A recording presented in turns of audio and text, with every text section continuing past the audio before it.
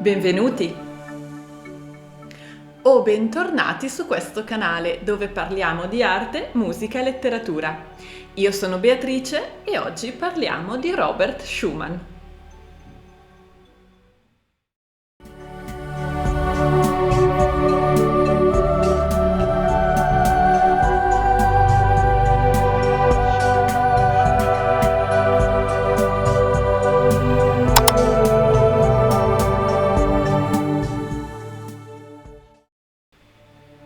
Senza porre limiti alla grandezza dell'uomo, non vorrei tuttavia collocare Schumann tra le personalità ordinarie.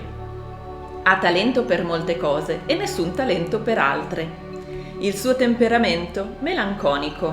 Il suo senso artistico, capacità di sentire più che di osservare. Parimenti nei suoi giudizi, come nel creare, è più soggettivo che oggettivo. Gli è più congeniale l'emozione che lo sforzo. Per comprendere le cose preferisce abbandonarsi al proprio istinto anziché alla riflessione. La sua intelligenza è più astratta che pratica. La sua immaginazione è possente, volta all'interiorità, ma spesso in cerca di ispirazione esterna. Quest'uomo dotato di sagacità, di senso artistico, di forte memoria e di poco senso ironico, quest'uomo che sente più di quanto ragioni, è votato all'arte, non al raziocinio. Eccellente per la poesia e per la musica, tuttavia non è un genio musicale. Le due arti gli sono ugualmente care. Jean-Paul ha esercitato un grande influsso su di lui. Quest'uomo si distingue per il gusto, per il senso dell'opportunità, per la mancanza di timidezza, per la forza spirituale, per l'amabilità, per le doti artistiche. Dove vuole rendersi piacevole, sa rendersi piacevole. Fermo verso i potenti, allontana da sé i mediocri e ama farsi beffe di loro, ma sa anche attaccarli. Non è geniale. Non gli piace la lotta e preferisce sognare in silenzio. Il suo amore è puro, consacrato. Ha amato molto, nobilmente, divinamente. Sa di piacere alle fanciulle. Gli è naturale essere il primo. Si abbandona volentieri al fascino dell'inerzia. Il mondo, per lui, non è un giardino di delizie, ma un tempio sacro della natura. È religioso senza religione. Ama le creature e non teme il destino. Vorrei descrivere la sua anima, ma purtroppo non la conosco a fondo. L'ha avvolta di un velo impenetrabile che soltanto gli anni potranno sollevare.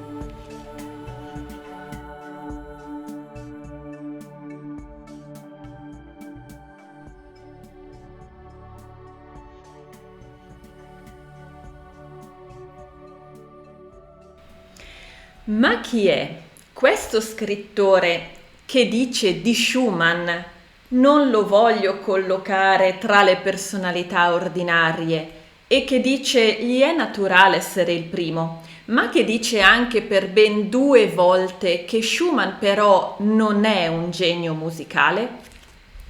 Schumann.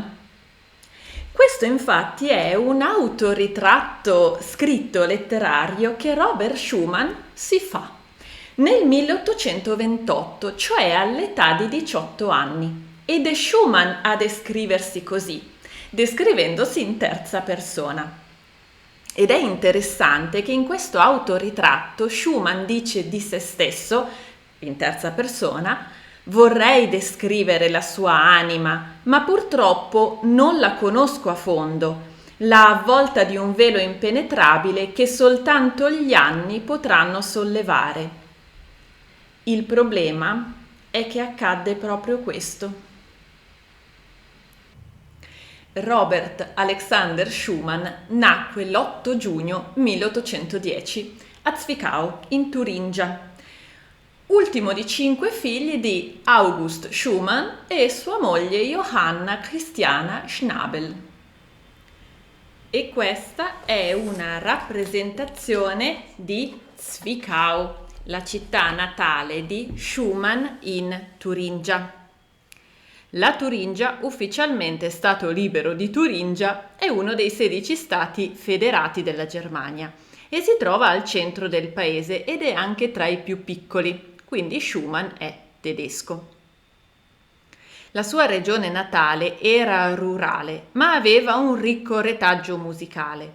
Goethe e Schiller avevano dato nuova vita alla letteratura tedesca a Weimar, Bach era nato a Eisenach e il castello di Warburg è associato alla leggenda di Tannhäuser, che sarà poi di Wagner.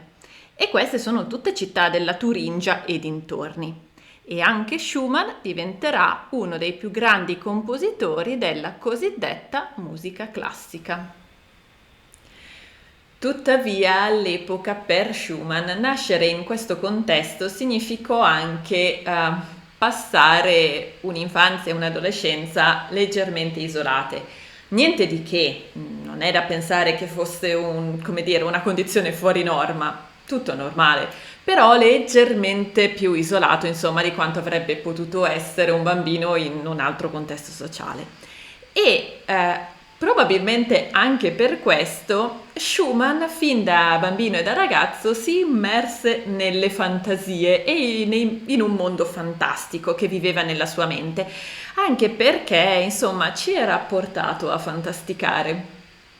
E il padre di Schumann, August, faceva il libraio e l'editore e quindi aveva una biblioteca fornitissima di quelli che erano i classici romantici, quindi di quei libri che insomma in una biblioteca romantica c'erano un po' sempre.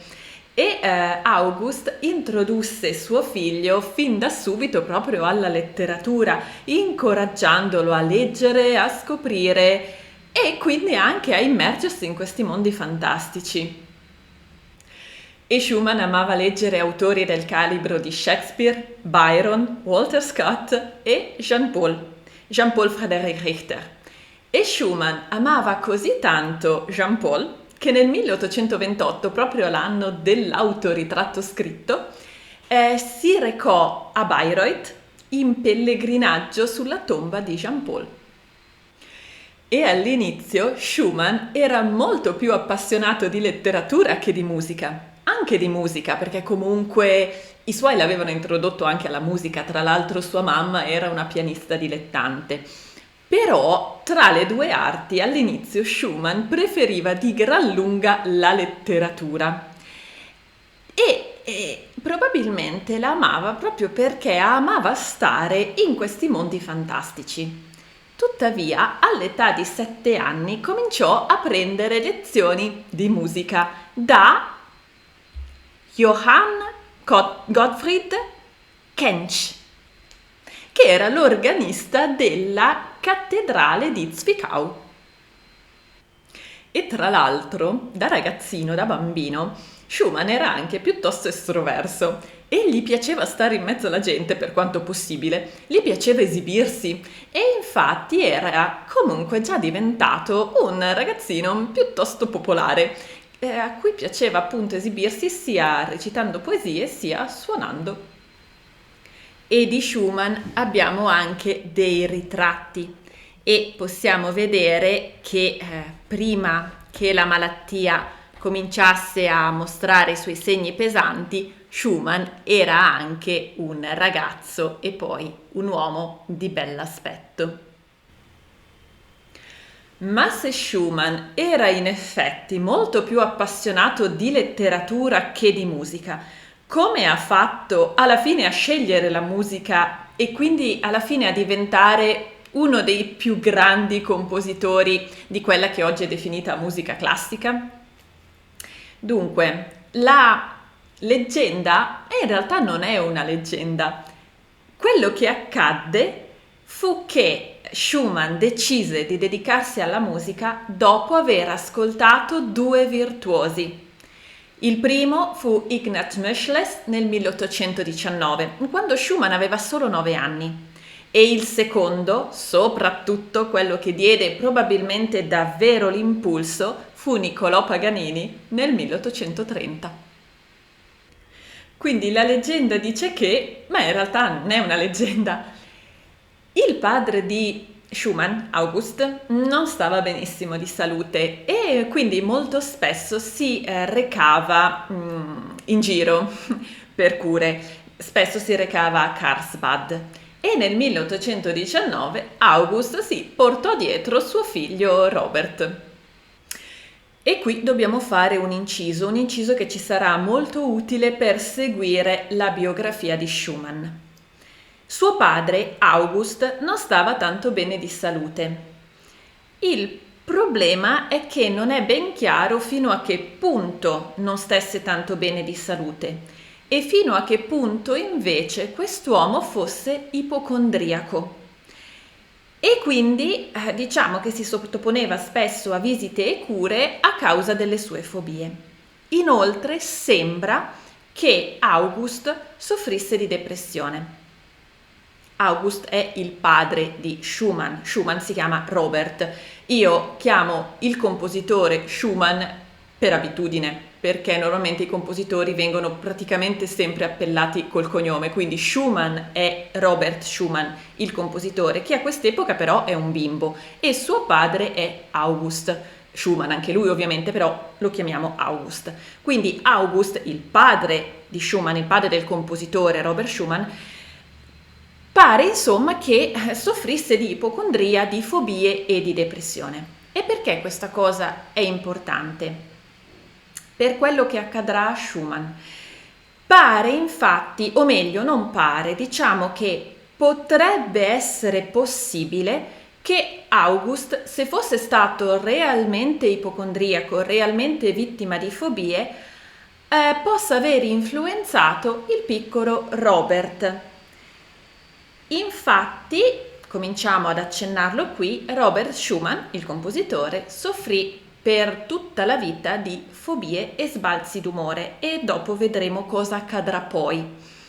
E tra l'altro Robert Schumann, il compositore, scrisse anche nei suoi diari proprio quello che provava e lo scrisse anche con una certa precisione e questo in effetti è abbastanza utile agli storici. Comunque, questo era un inciso importante, ma torniamo nel 1819, quando August si reca a Karlsbad per delle cure e in quel caso porta con sé il piccolo Robert. Ed è proprio qui che un Robert Schumann di 9 anni assiste a un concerto, a un'esibizione e per la precisione all'esibizione del pianista e virtuoso Ignaz Moscheles. Per i pianisti Moscheles è discretamente famoso perché è stato, oltre che un virtuoso, anche un didatta, ma un didatta per gli studenti che sono già in livello avanzato. Infatti nell'ordinamento tradizionale, quello che un tempo si chiamava il diploma, Moscheles è tra gli studi dell'8° anno di pianoforte. Poi se si fa invece il percorso 3+2, quindi la laurea, io li ho fatti entrambi, ho fatto sia il diploma tradizionale che poi il 3+2 di laurea, lì i programmi sono universitari, quindi non sono così stringenti, si può scegliere un attimo. Comunque insomma Moscheles è famoso per i pianisti proprio per questa ragione. E infatti per l'appunto Moscheles era un virtuoso del pianoforte. Come compositore diciamo che non è tra quelli che ti vengono in mente subito, però per i pianisti come didatta, come tecnico, proprio come tecnicismo sì. E a quanto pare il piccolo Schumann vide questo pianista virtuoso e ne rimase assolutamente impressionato. Tra l'altro, piccola curiosità, Moscheles è stato insieme a Liszt uno dei grandi virtuosi che hanno un po' cambiato, e anche insieme a Paganini in realtà, che hanno cambiato, che hanno rivoluzionato il modo di vedere il pianista come divo, e che poi è quella percezione che ci trasciniamo ancora oggi noi. Comunque, torniamo sui binari perché altrimenti c'è sempre tantissima roba da dire, comincio a collegarmi, è meglio che sto sui binari altrimenti il video non finisce più. Tornando a noi, quindi, il piccolo Schumann a quanto pare vede questo pianista virtuoso e ne rimane incredibilmente affascinato e quindi dice: wow, no vabbè, io voglio fare il pianista e soprattutto voglio fare il pianista virtuoso. E Schumann ha 9 anni in questo momento. Anche se c'è da dire, a quanto pare, la figura che più influenzò Schumann nella musica fu Niccolò Paganini, nel 1830 e a quell'epoca Schumann aveva già 20 anni, quindi insomma parliamo tutto di un'altra maturità rispetto a un bimbo di 9 anni che può rimanere senz'altro impressionato e dire voglio fare quello, però insomma a 20 anni, soprattutto all'epoca, aveva tutta un'altra maturità e tra l'altro a quell'epoca Schumann già studiava musica seriamente e stava scrivendo le variazioni Abegg. Tra poco in questo video diciamo qualcosa sulle variazioni Abegg. E nel 30 Schumann ascolta Paganini, va a vederne un'esibizione e ne rimane impressionato, probabilmente a dire poco, è una sorta di incontro mistico, anche perché Paganini era una figura impressionante. Gli dedichiamo un video intero a Niccolò Paganini perché ne vale veramente la pena. Tra l'altro un libro dedicato alle biografie dei compositori dice questo di Paganini: se non fosse esistito veramente, Paganini avrebbe potuto nascere solo dall'invenzione dei romantici. Il suo aspetto grottesco e nello stesso tempo malinconico e squallido, i suoi poteri quasi diabolici, in virtù dei quali si trasformava da fantoccio disarticolato e goffo, poi ne parliamo nel video dedicato, in un dominatore dello strumento, oltre alle leggende preoccupanti di omicidi, rapimenti, carceri e patti col diavolo, appartenevano al bagaglio della narrativa romantica ben prima che nel 1830 intraprendesse le sue tournée europee. Quindi nel 30 Paganini è in tournée in Europa e Schumann lo vede e da quel momento diciamo che possiamo dire che Schumann si consacra definitivamente alla musica. Anche se, bisogna dirlo, la scelta di Schumann di dedicarsi alla musica, e questo prima dell'incontro con Paganini, quindi in realtà dopo aver visto Meuchlès, la sua decisione di dedicarsi alla musica non è stata del tutto facile e non lo è stata non tanto per lui quanto per quello che la società richiedeva da lui. Infatti Schumann era facente parte, per così dire, della piccola borghesia, sì, di una cittadella non tanto grande, però comunque della piccola borghesia, era figlio di un editore e libraio e di una pianista dilettante, ma a sua volta figlio di un medico. Quindi insomma a Schumann veniva richiesto di rispettare certi canoni. Infatti, quello che gli veniva richiesto era di studiare giurisprudenza, così come si conveniva ai giovani rampolli delle famiglie di una certa levatura sociale. Infatti, se si fa caso, tantissimi letterati, musicisti, artisti sono stati instradati a studiare legge, perché funzionava così.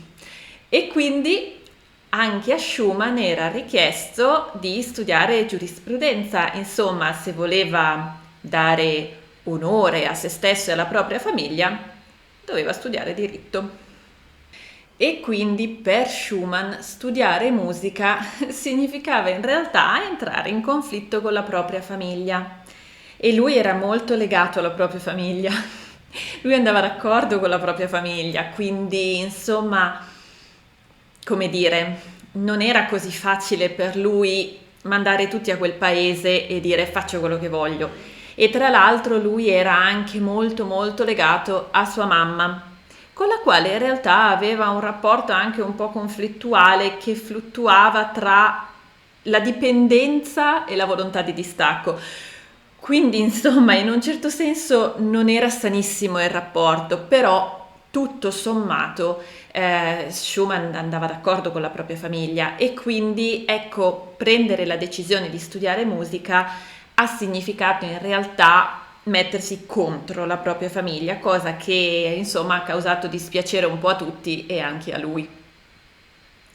E proprio dalla famiglia dobbiamo cominciare per iniziare a parlare di quella che sarà la salute mentale di Schumann.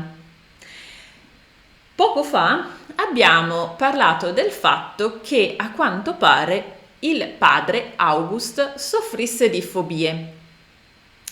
E già questo potrebbe essere che abbia influito sul piccolo Robert. Ma quando Robert Schumann aveva 15 anni e poi 16 anni, avvennero due accadimenti che lo segnarono profondamente, al punto tale che ne cambiarono la personalità. Fino a questo momento, infatti, Schumann era un bambino, un ragazzo, che a 15 anni, insomma, ormai non si è più bambini, si è ragazzi, un bambino e poi un ragazzo comunque estroverso, a cui piaceva stare in mezzo alla gente, a cui piaceva esibirsi, mettersi anche un po' in mostra, sapeva di essere molto carino. Da questo punto, da quando avvennero questi due fatti, Schumann cambiò personalità e si trasformò in un ragazzo e poi in un uomo chiuso e malinconico. E quindi adesso andiamo a parlare brevemente di due importanti avvenimenti che accaddero nella famiglia di Schumann. Il primo evento traumatico avvenne quando Schumann aveva 15 anni e fu la morte di sua sorella Emilia. Schumann aveva 15 anni, Emilia ne aveva 19. Emilia soffriva da tanto tempo, forse da sempre, di una non meglio specificata malattia alla pelle. Noi a oggi non sappiamo di che tipo di malattia soffrisse Emilia, quindi non sappiamo cosa avesse questa ragazza, ma sappiamo che era una malattia talmente pesante che Emilia aveva già provato in precedenza a suicidarsi buttandosi da una finestra, proprio per questa malattia. E a 19 anni Emilia morì di questa malattia e morì in un modo talmente scioccante, quindi tra sofferenze lunghissime e molto molto pesanti, morì in un modo talmente scioccante che questa cosa influì su Schumann a livello tale che il ragazzo praticamente cambiò personalità. E il secondo evento traumatico avvenne quando Schumann aveva 16 anni e fu la morte improvvisa di suo padre. Se per quanto aveva riguardato Emilia, Schumann era rimasto traumatizzato dal vedere la sorella soffrire in modo così indecente, per quanto riguardò il padre, il trauma per Schumann fu che non se l'aspettava nessuno. Infatti suo padre morì improvvisamente e questo fu il secondo pesantissimo colpo per il giovane Robert Schumann. Dopo questi due avvenimenti, Schumann, che era, come detto, un ragazzo estroverso, sociale, socievole e anche un po' esibizionista, si trasformò in un ragazzo taciturno e tranquillo. Pericolosissima definizione di tranquillo in questo contesto. E tra l'altro, da questo momento, dopo questi due avvenimenti, Schumann cominciò a soffrire d'ansia quando era in mezzo alla gente. Lui che prima amava stare in mezzo alla gente, amava esibirsi e farsi vedere, adesso non più. Adesso era vittima di ansia quando stava con le persone. Però quello che era rimasto a Schumann era la sua ambizione. Lui da quando era bambino che voleva fare qualcosa di grande, che voleva diventare poi il pianista virtuoso e quindi proprio per seguire questa ambizione Schumann si costringeva comunque a stare in mezzo alla gente e diciamo che in un certo senso si aiutava, si anestetizzava, diciamo così, con le sue fantasie, quindi immergendosi comunque sempre di più nel suo mondo fantastico. Passano un paio d'anni dalla morte del padre e nel 1828 Schumann decide di fare contenti i suoi e di iscriversi a diritto all'Università di Lipsia.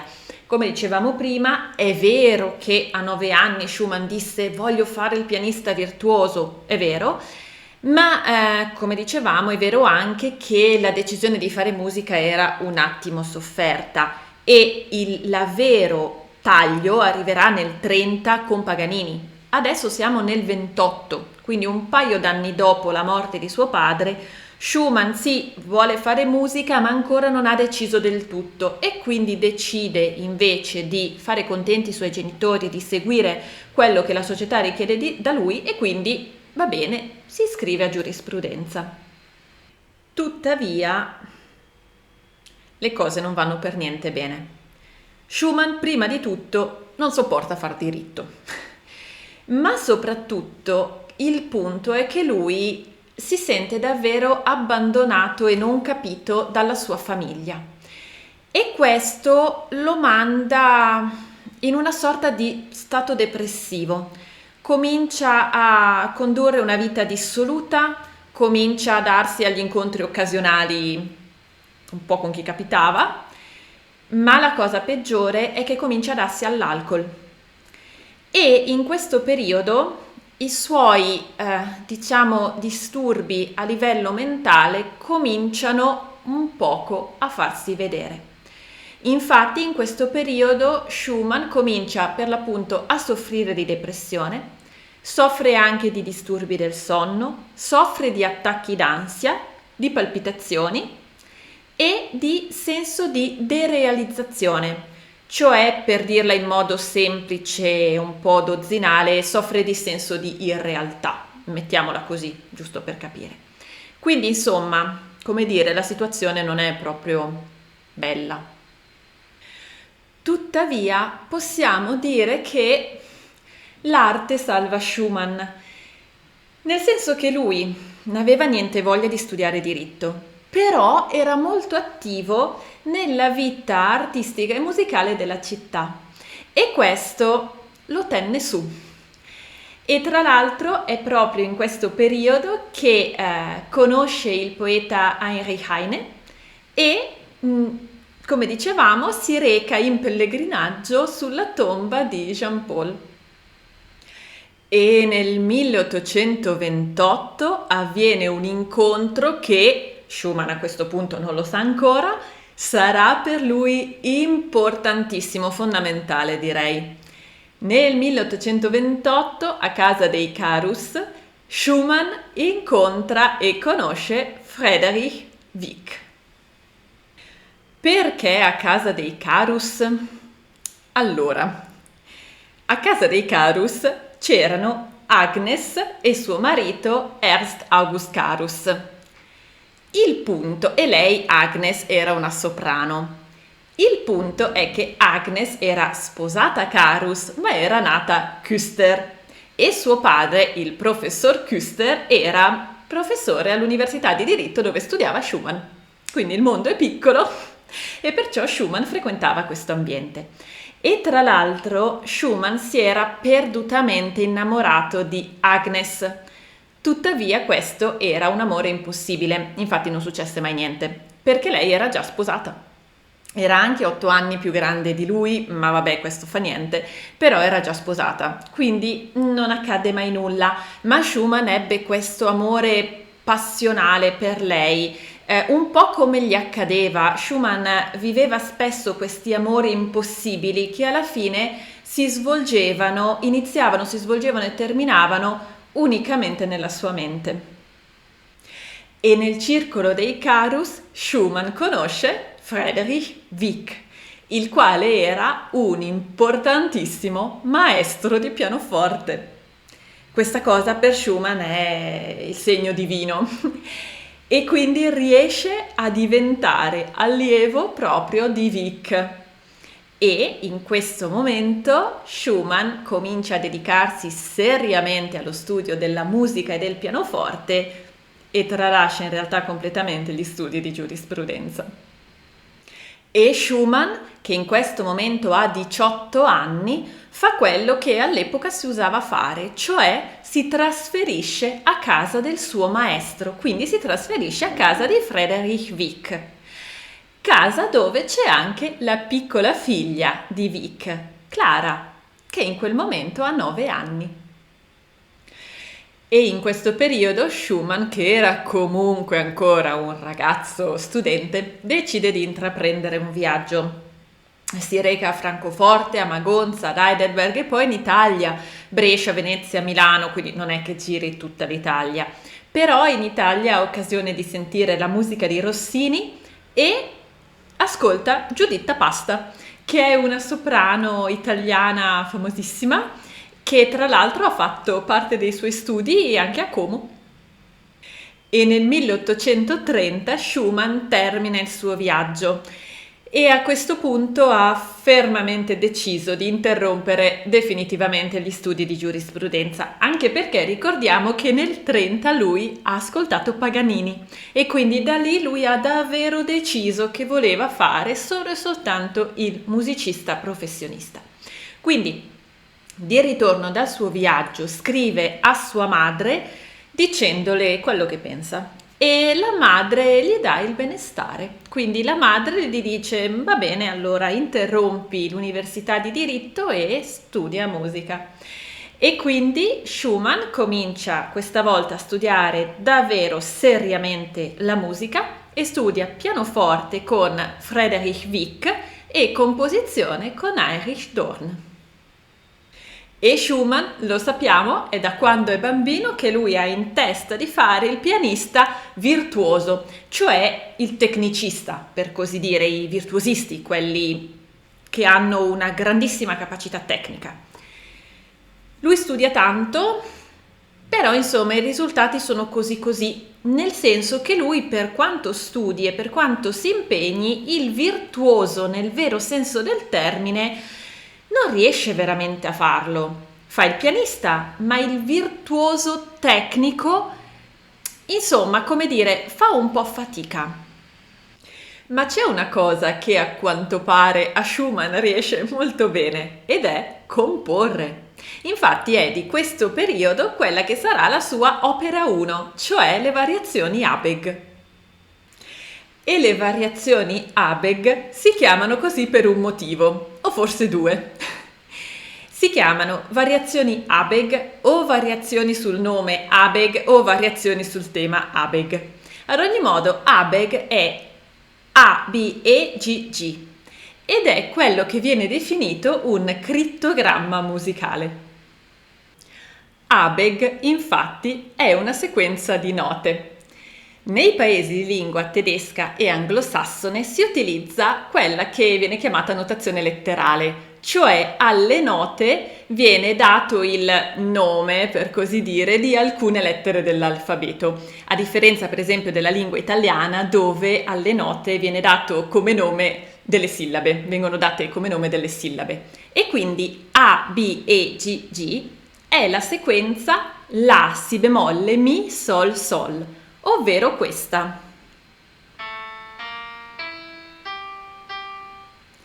La, Si, Mi, Sol, Sol. Su questa sequenza Schumann scrive le sue variazioni. Ma perché proprio Abegg? Ci sono due ipotesi.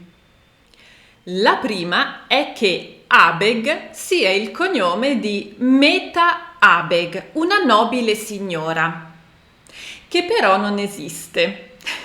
Infatti Meta Abegg sarebbe una amica immaginaria di Robert Schumann.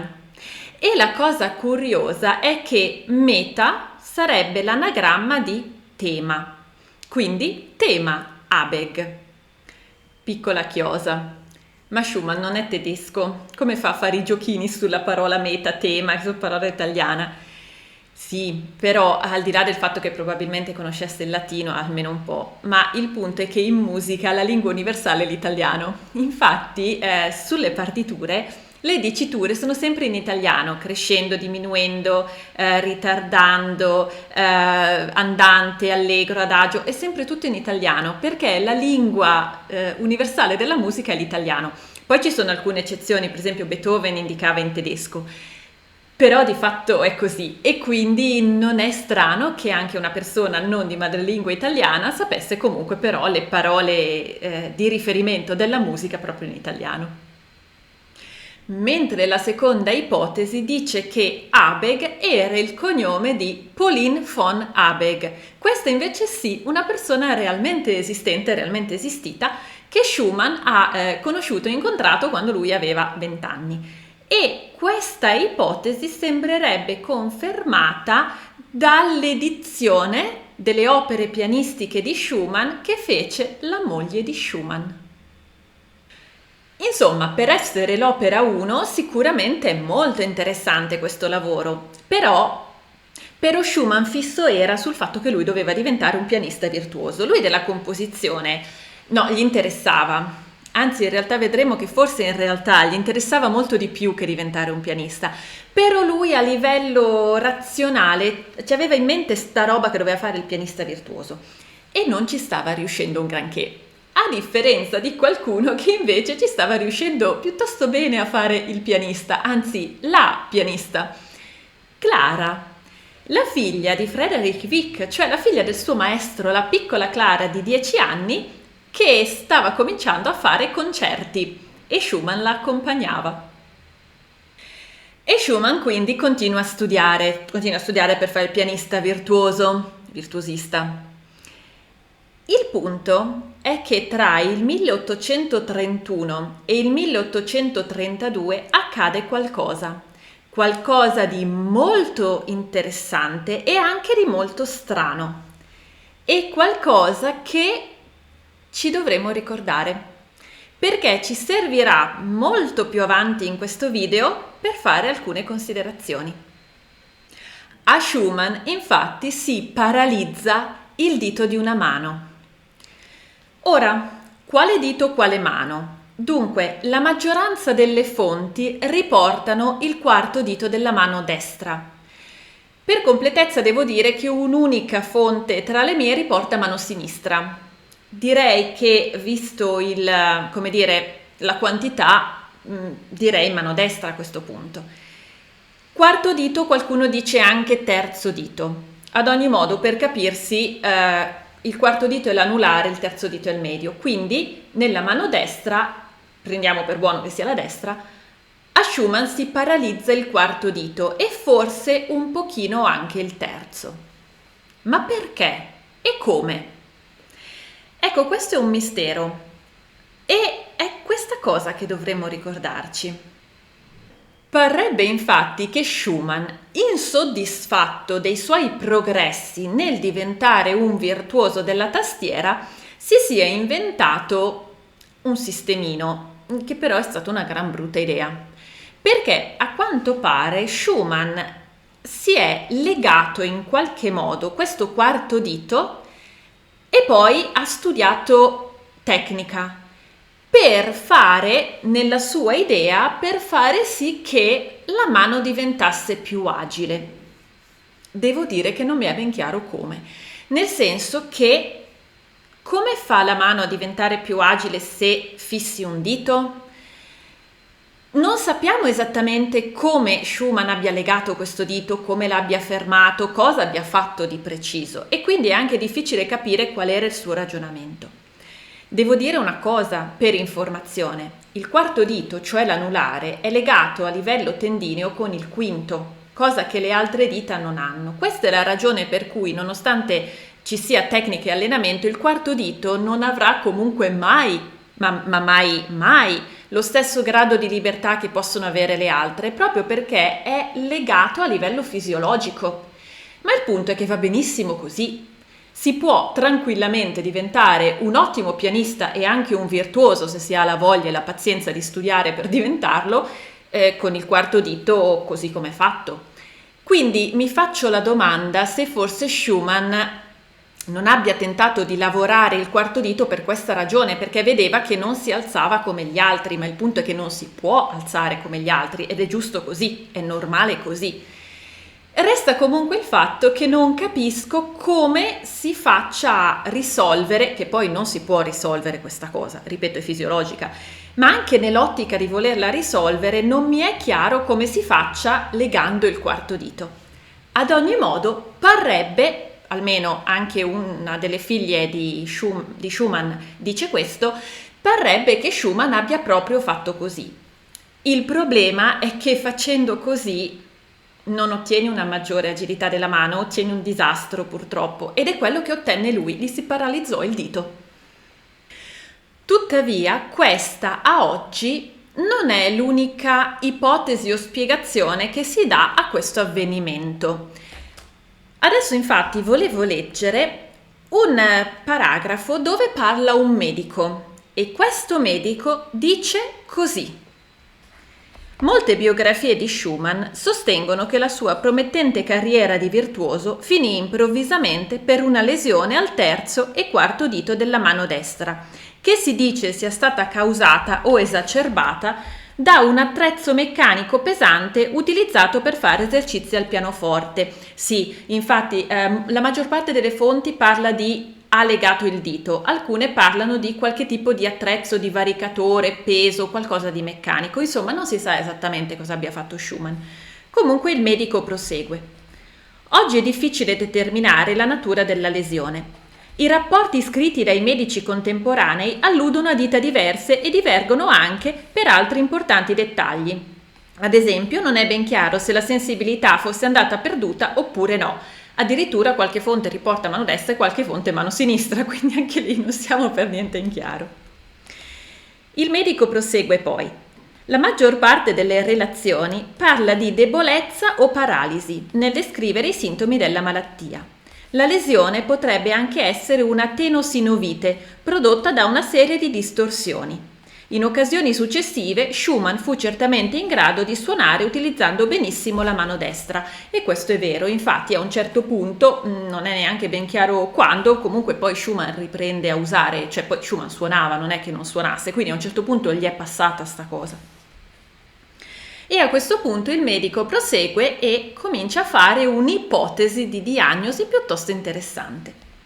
Scrive: può anche darsi che la lesione, e lo mette tra virgolette, non fosse anatomica, ma di origine psicogena. Nell'isterismo di conversione il paziente sviluppa un dolore fisico da lesione, i cui sintomi gli permettono un guadagno psichico secondario. Vale a dire, la lesione in sé cambia la vita del paziente in maniera a lui favorevole. Il guadagno secondario, nel caso di Schumann, potrebbe essere stato l'esonero dal servizio nella milizia territoriale o l'abbandono della carriera pianistica, che gli rubava tempo e gli causava stress a favore della sua attività preferita, la composizione. E qui mi ricollego a prima, quando dicevo che Schumann non riusciva a diventare virtuoso. Lui aveva in mente quello, ma in realtà molto probabilmente lui aveva in mente quello per una serie di motivi che un po' li abbiamo già visti. Era stato impressionato da alcuni virtuosi, un po' dopo, li vedremo dopo, sua madre gli aveva dato l'ok perché la carriera di virtuoso pagava e quindi lui aveva dato la sua parola che sarebbe diventato un virtuoso, quindi lui razionalmente aveva in mente quello, ma in realtà probabilmente non dico che si autosabotasse, ma in pratica lui voleva fare il compositore e qui infatti questo dottore che scrive questo libro accenna a questa cosa. Poi il dottore prosegue a scrivere: certamente non gli ci volle molto per venire a patti con la sua menomazione e ben presto rivolse altrove le sue esuberanti energie. Se Schumann avesse avuto davvero l'intenzione di diventare un virtuoso del pianoforte, questa perdita sarebbe stata assai più devastante di quanto non fu in realtà. È estremamente improbabile che questa lesione fosse una manifestazione precoce di neurosifilide, come hanno suggerito alcuni autori. E questa cosa dovremo tenerla presente, perché è molto interessante il fatto che questo medico suppone che questa paralisi o debolezza o insomma sto dito che non lavorava bene o che addirittura non si muoveva più, poteva essere addirittura di origine stressogena praticamente, quindi non c'era una vera lesione fisica ma era un blocco in pratica, quindi il dottore qui suppone che può anche essere possibile questo, è ovvio non abbiamo la certezza e probabilmente non l'avremo mai, anche perché mancano le cartelle mediche di Schumann che sono state distrutte per volere della famiglia, quindi non lo sapremo probabilmente mai, però senz'altro questa ipotesi che fa il dottore è molto interessante, quindi un'ipotesi è Schumann ha fatto qualcosa che gli ha creato una lesione fisica, si è legato un dito, ha usato un divaricatore di qualche tipo, insomma ha avuto una brutta idea e ha fatto un danno fisico che dopo si è ripreso. Seconda ipotesi, questa di questo medico, forse era qualcosa che aveva una causa stressogena.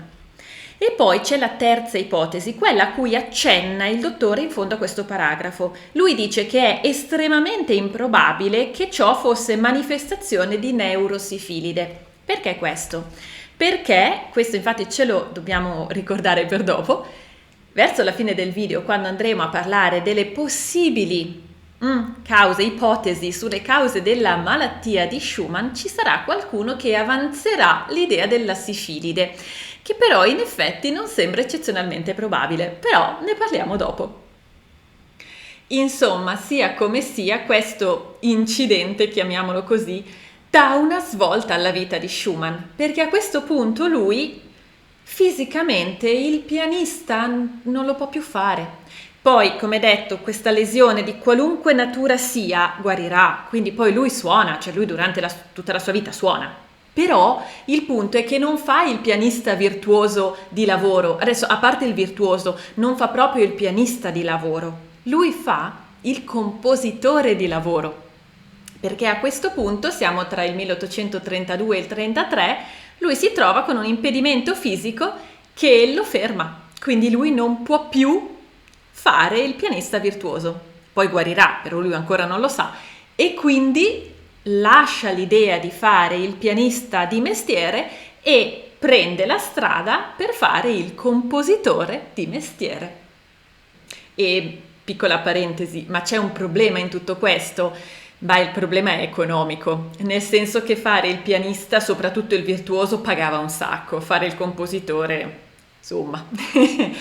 E tra l'altro, come ho accennato prima, il problema era che la madre gli aveva dato l'ok di interrompere gli studi di giurisprudenza perché lui aveva detto che voleva fare il virtuoso, quindi lei gli ha detto vabbè, tanto guadagni lo stesso, no? Anzi probabilmente guadagni pure di più, va bene, vai, va bene, se vuoi fare quello fallo. Il problema è che adesso lui il virtuoso non lo fa il compositore che sì, insomma a livello economico, come dire, non è che era proprio la scelta primaria, ecco.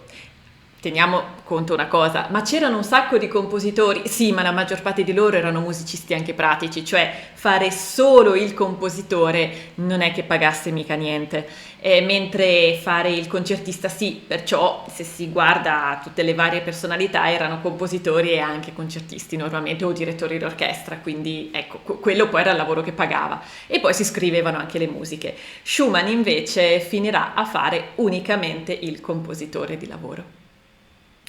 Schumann si stabilisce così definitivamente a Lipsia e, continuando ovviamente a studiare pianoforte da Friedrich Wieck, si dedica in modo consistente anche alla composizione.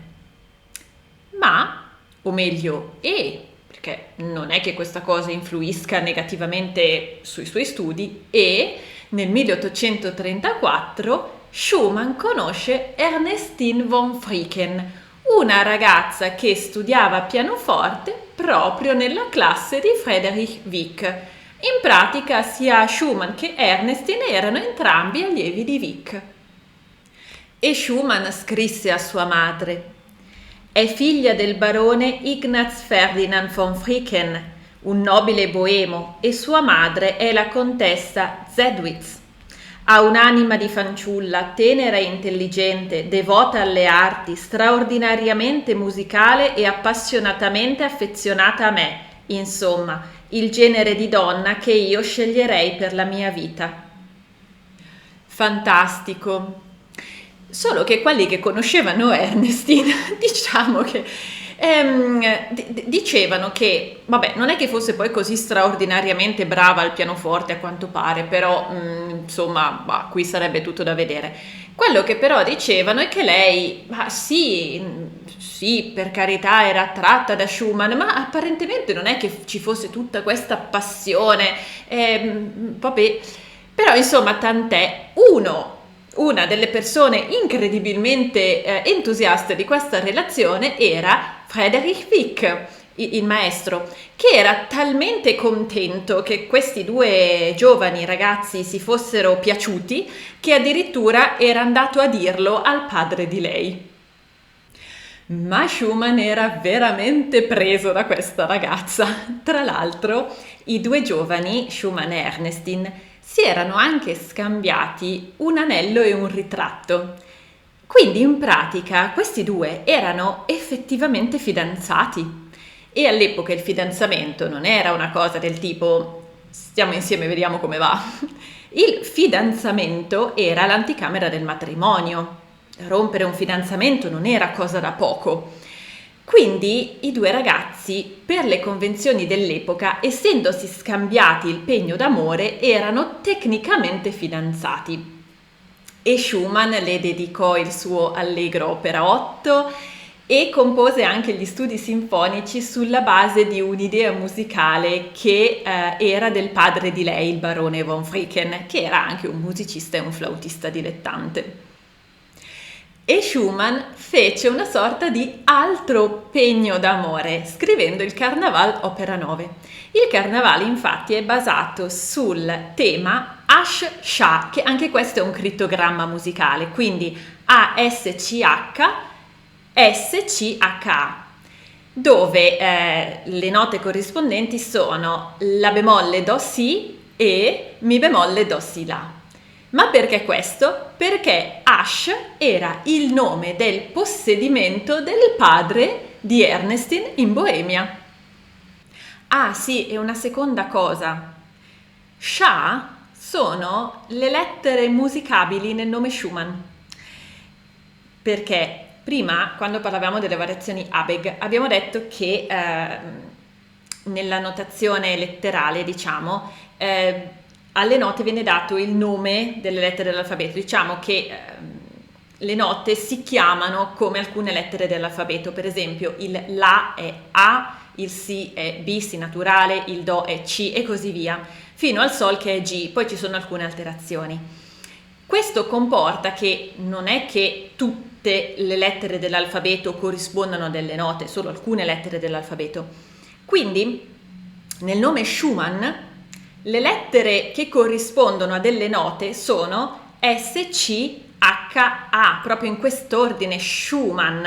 Quindi Schumann è S, C, H, poi U che non è musicabile, la A che è musicabile, poi M, poi di nuovo la A e la N. Quindi Sha sono le lettere musicabili del nome Schumann. Quindi lui facendo Ash Sha praticamente prende Ash, lo anagramma, ottiene Sha, ma è anche vero che Ash è il nome del possedimento del padre di Ernestine e Sha sono le lettere musicabili, cioè le lettere corrispondenti a note che sono contenute nel suo cognome Schumann. Sì, è un po' macchinoso, però poi una volta che ci hai fatto l'abitudine va bene così. E quindi insomma Schumann presissimo, fa tutti questi pegni d'amore, le dedica musica, scrive il Carnaval, fa tutte cose fino a che a un certo punto il padre di lei lo invita proprio nel suo possedimento di Ash per sistemare le cose tra Schumann e sua figlia Ernestine. Quindi i due si sposano? No, Schumann la molla. Ma perché? Cioè, dopo tutto sto casino, perché l'ha mollata? Ora, di fatto non si sa. Si sa solo che Schumann è andato carichissimo ed è tornato che l'aveva scaricata. Il motivo non si sa. Si suppone però che potrebbe essere per via del fatto che Schumann potrebbe aver scoperto che Ernestine non era la figlia biologica del barone, ma era la figlia di sua cognata e lui l'aveva adottata. Ed è un problema? All'epoca sì. All'epoca poteva essere un problema questa cosa della stirpe di sangue, cose insomma un po' così, e di conseguenza questo potrebbe essere una ragione o forse una delle ragioni che hanno fatto sì che Schumann decidesse di interrompere il fidanzamento. Tuttavia, per l'appunto, non si sa il vero motivo, poi magari questa cosa non c'entra niente, quindi non si sa. Comunque sia, anche se, come detto, rompere un fidanzamento non era proprio una cosa da poco, Ernestine prese questa cosa in realtà bene e non portò mai rancore. parere personale, secondo me Ernestine non voleva sposarsi Schumann. Ma mio parere, non vale nulla, non vale nulla questo inciso, mio parere personale. Ma allora, chi è la moglie di Schumann? Prima avevamo detto che c'è stata un'edizione delle opere pianistiche che era stata voluta dalla moglie di Schumann. Ma chi è la moglie di Schumann se non è Ernestine? Perché appunto si sono lasciati, lui ha lasciato lei a quanto pare. Ora, siamo nel 1835, quando Schumann torna da Asch, dopo aver rotto con Ernestine, e torna a casa del suo maestro perché, come detto, lui da quando era diventato allievo in modo molto serio abitava dal suo maestro, come in realtà si usava anche. E questo maestro aveva una figlia, la piccola Clara, che nel 1835 tanto più piccola non era, perché infatti aveva 16 anni ed era una concertista affermata, era richiestissima in Europa ed era sempre in giro a far tournée. E quando lui torna da Asch, lei torna dalla tournée. E i due, che avevano 9 anni di differenza, in quel momento lei aveva 16 anni, Schumann 25, si erano sempre trattati come dei familiari praticamente, avevano sempre avuto un rapporto affettuoso, familiare per l'appunto. Ma a quanto pare in quel momento Schumann si rende conto di essere innamorato di Clara.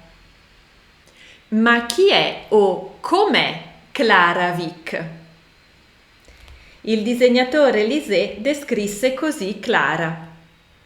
A vederla, come appare in famiglia, ingenua e puerile con il padre e con i suoi, la si prenderebbe per un'amabilissima ragazzina tredicenne. Ma osservandola meglio si nota il piccolo viso grazioso e fine con gli occhi vagamente esotici, la bocca sorridente con un lieve atteggiamento sentimentale, qualche volta contratta, soprattutto quando risponde. L'espressione di motteggio o di dolore, il grazioso abbandono dei movimenti, non affettato, ma che apparterrebbe a una persona adulta. Tutto ciò, confesso, mi ha ispirato un sentimento indefinibile. È come se questa ragazzina sapesse raccontare una lunga storia intessuta di piacere e di sofferenza, mentre che cosa conosce? La musica. A quanto pare Clara e Schumann avevano vissuto quella sorta di amore nascosto, ma non agli altri, a se stessi, nel senso che, come detto, avevano vissuto fino a quel momento come dei familiari. Tra l'altro si erano incontrati quando lei aveva 9 anni e lui 18, tale per cui per lui lei era fuori dall'interesse perché era una bambina e per lei lui era fuori dall'interesse perché lei era una bambina e quindi non si interessava ai ragazzi. Ed erano cresciuti così, sempre a contatto, lui l'aveva anche accompagnata molte volte nelle prime tournée ed erano cresciuti così, non proprio come se fossero fratello e sorella, perché no, però comunque facevano parte quasi di uno stesso nucleo familiare. Lui, appunto, Schumann viveva a casa del suo maestro alla fine. E probabilmente nel corso del tempo si era sviluppato questo affetto che era poi diventato amore, ma che in realtà a quanto pare loro due stessi non se ne erano resi conto. E in un secondo momento Schumann dirà che secondo lui Ernestine era servita per fargli capire che lui amava Clara. I due quindi cominciano ad avvicinarsi e stanno sempre più insieme e alla fine il primo bacio tra i due avviene a Zwickau, la città natale di lui, e lo sappiamo perché lui scrive a lei in una lettera e parla proprio di questa cosa. Tutto molto bello, c'è un problema. Il padre di lei, Friedrich Wieck, il maestro di pianoforte, perché Wieck era stato contentissimo quando Schumann e Ernestine si erano messi insieme, così contento che era andato a dirlo al padre di lei, festa grande, ma quando Schumann ha cominciato a stare insieme alla sua di figlia, Wieck non è stato per niente contento e ha cominciato a opporsi alla relazione tra i due e anche all'idea del matrimonio tra i due con tutte le sue forze, ma proprio tutte. Friedrich Wieck infatti cominciò a fare opposizione alla coppia nel febbraio del 1836 e finì di fare opposizione alla coppia nel settembre del 1840 non per volontà sua. Wieck infatti cominciò a imporsi su Clara per assolutamente stare lontana da Schumann. La obbligava per il semplice fatto che era suo padre, quindi poteva farlo. Poi la faceva in modo che lei fosse sempre in tournée, in modo che stesse il più lontana possibile da Schumann. L'aveva obbligata a ridare a Schumann tutte le lettere che lui le aveva scritto e l'aveva obbligata a rendergli anche la sonata in fa diesis minore, opera 11, che lui le aveva dedicato. Quindi lui faceva di tutto per separare la coppia. Poi se facesse anche cose un po' più sgradevoli in più non lo sappiamo, però insomma lui faceva di tutto per tenere Clara lontana da Schumann, per tenerla separata da Schumann e faceva di tutto per imporsi su Clara affinché lei lasciasse Schumann, interrompesse questa relazione. Ma perché? Perché Friedrich Wieck voleva a tutti i costi che sua figlia non sposasse Schumann? In realtà le ragioni vere non le sappiamo, però se ne possono ipotizzare almeno 3. 1. Il problema economico. Come dicevamo prima, fare il compositore e solo il compositore non garantiva un buon stipendio. Questo significava che verosimilmente il maggior peso economico e la maggiore responsabilità economica sarebbero ricaduti su Clara, la quale faceva la concertista e quindi sì che guadagnava bene.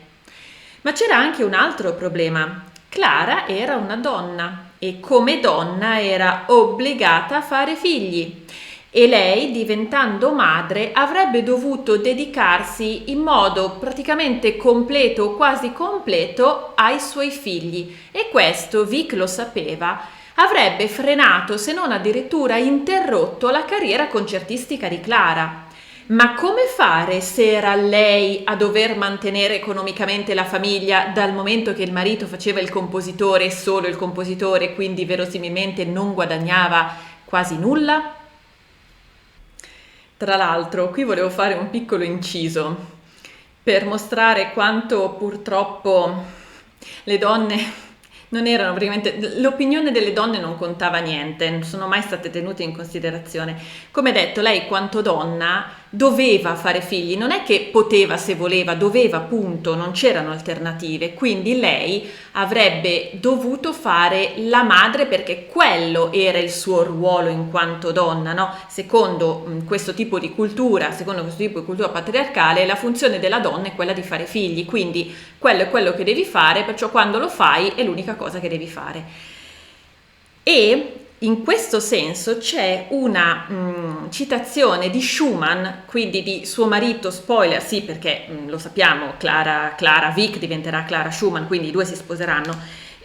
Schumann scriverà questo di sua moglie. Clara sa che la sua missione principale è quella di madre e io la credo felice in una situazione che d'altra parte non può cambiare. Cioè, questo è per dire che Clara lo sa che deve fare quello. Ne ho capito, poi fa anche la concertista perché ci deve mantenere, però Clara sa che deve fare quello e io la credo felice, no? Io come uomo la credo felice, quindi va bene così, anche perché tanto non può fare diversamente, quindi... La povera Clara non ha avuto una grande vita, poverina, adesso lo vedremo. Comunque diciamo che questo era in media la situazione di tutte le donne, però Clara, lei, insomma, ha avuto una vita per niente facile, ora lo vediamo. Quindi il primo motivo plausibile per il quale Friedrich Wieck non voleva che sua figlia sposasse Schumann era il motivo economico. La vostra situazione economica non sarà rosea, quindi non sposarlo. 2. Probabilmente Friedrich Wieck era geloso di sua figlia. Geloso in tanti sensi. Prima di tutto era un po' la sua bambina, no? Quindi non aveva tutta questa voglia di vedersela portar via da un altro uomo. Perché sì, bisogna mettersi nell'ottica di una cultura dove la donna è proprietà di qualcuno, quindi fino a che non è sposata è proprietà del padre, ma una volta che si sposa diventa proprietà del marito e quindi il padre se la vede portare via. Era questa l'ottica e questa cosa a Vic non andava troppo bene. Insomma, mi porti via mia figlia, mi porti via un mio possedimento? Non va bene, non mi puoi rubare qualcosa, sono io che te lo devo dare, no? Sono io che... Non vorrei dire che te la devo vendere, però insomma, alla fine era un po' quello. Poi c'è anche la questione economica. Clara era una pianista richiestissima e quindi portava a casa un sacco di soldi e fin tanto che Clara era proprietà del padre, i soldi erano del padre, ma al momento in cui Clara si fosse sposata i soldi sarebbero andati al marito e questa cosa ovviamente non faceva un grande piacere a Friedrich Wieck. Era una perdita di denaro. E infine, ultimo ma non ultimo, Clara era la prova vivente di quanto Friedrich Wieck era bravo, perché Friedrich Wieck era un insegnante di pianoforte ed era ovviamente l'insegnante di sua figlia. E siccome Clara era una concertista wow, chi è che era l'insegnante che l'aveva fatta diventare una concertista wow? Ecco.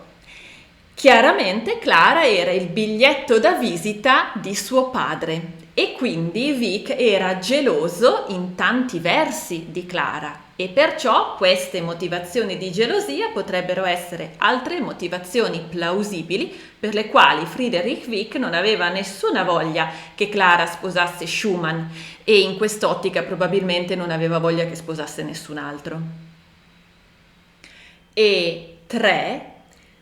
Probabilmente Friedrich Wieck aveva subodorato che qualcosa non andasse in Schumann. Schumann infatti durante la sua vita, anche se a quest'epoca è ancora molto giovane, aveva già mostrato dei comportamenti un po' instabili. Sì, era una persona umorale, era una persona spesso soggetta a depressione, però il punto è che aveva anche dei comportamenti un po' strani, un po'... È anche difficile capire esattamente quali tipi di comportamento, però sappiamo che aveva dei comportamenti un po' strani e inoltre era una persona che pareva vivere molte volte come in un altro mondo, pareva vivere completamente nella sua mente e nelle sue fantasie. E questo potrebbe essere un terzo motivo plausibile per il quale Wieck non volesse che sua figlia intraprendesse una relazione o addirittura si sposasse con Schumann. Wieck quindi impedisce con tutti i mezzi che ha che Clara stia con Schumann e in effetti ci riesce per un periodo, cosa che tra l'altro getta Schumann in una profondissima depressione, che già lui non era molto stabile mentalmente, poi aveva avuto i traumi in adolescenza, ora c'era questo periodo stressante e adesso succede questa separazione e quindi lui la prende proprio male e entra in depressione. E come se non bastasse a tutto questo, si aggiunge nel 1836 la morte di sua madre, a cui lui era per l'appunto molto legato. Sta di fatto che il 16 luglio del 1839 Clara prende una decisione e firma un'istanza al tribunale per chiedere l'autorizzazione al suo matrimonio con Robert Schumann. E a questo punto Friedrich Wieck mostra tutta la sua, come dire, quanto è viscido, perché a questo punto lui decide di sabotare sua figlia Clara, proprio a livello lavorativo, cioè lui tenta di distruggere Clara lavorativamente per vendetta e arriva a favorire una pianista, Camille Pleyel, al posto di sua figlia proprio per distruggere la carriera di sua figlia. Che voglio dire? se come padre tu eri preoccupato per tua figlia che magari per tutte le 1000 ragioni che abbiamo detto poteva essere infelice, quindi non volevi farla sposare, ok, va bene.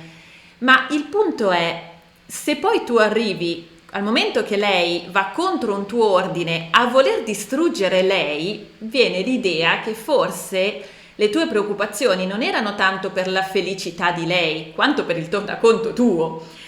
Però insomma anche questa è un'idea mia, quindi chiudiamola qua.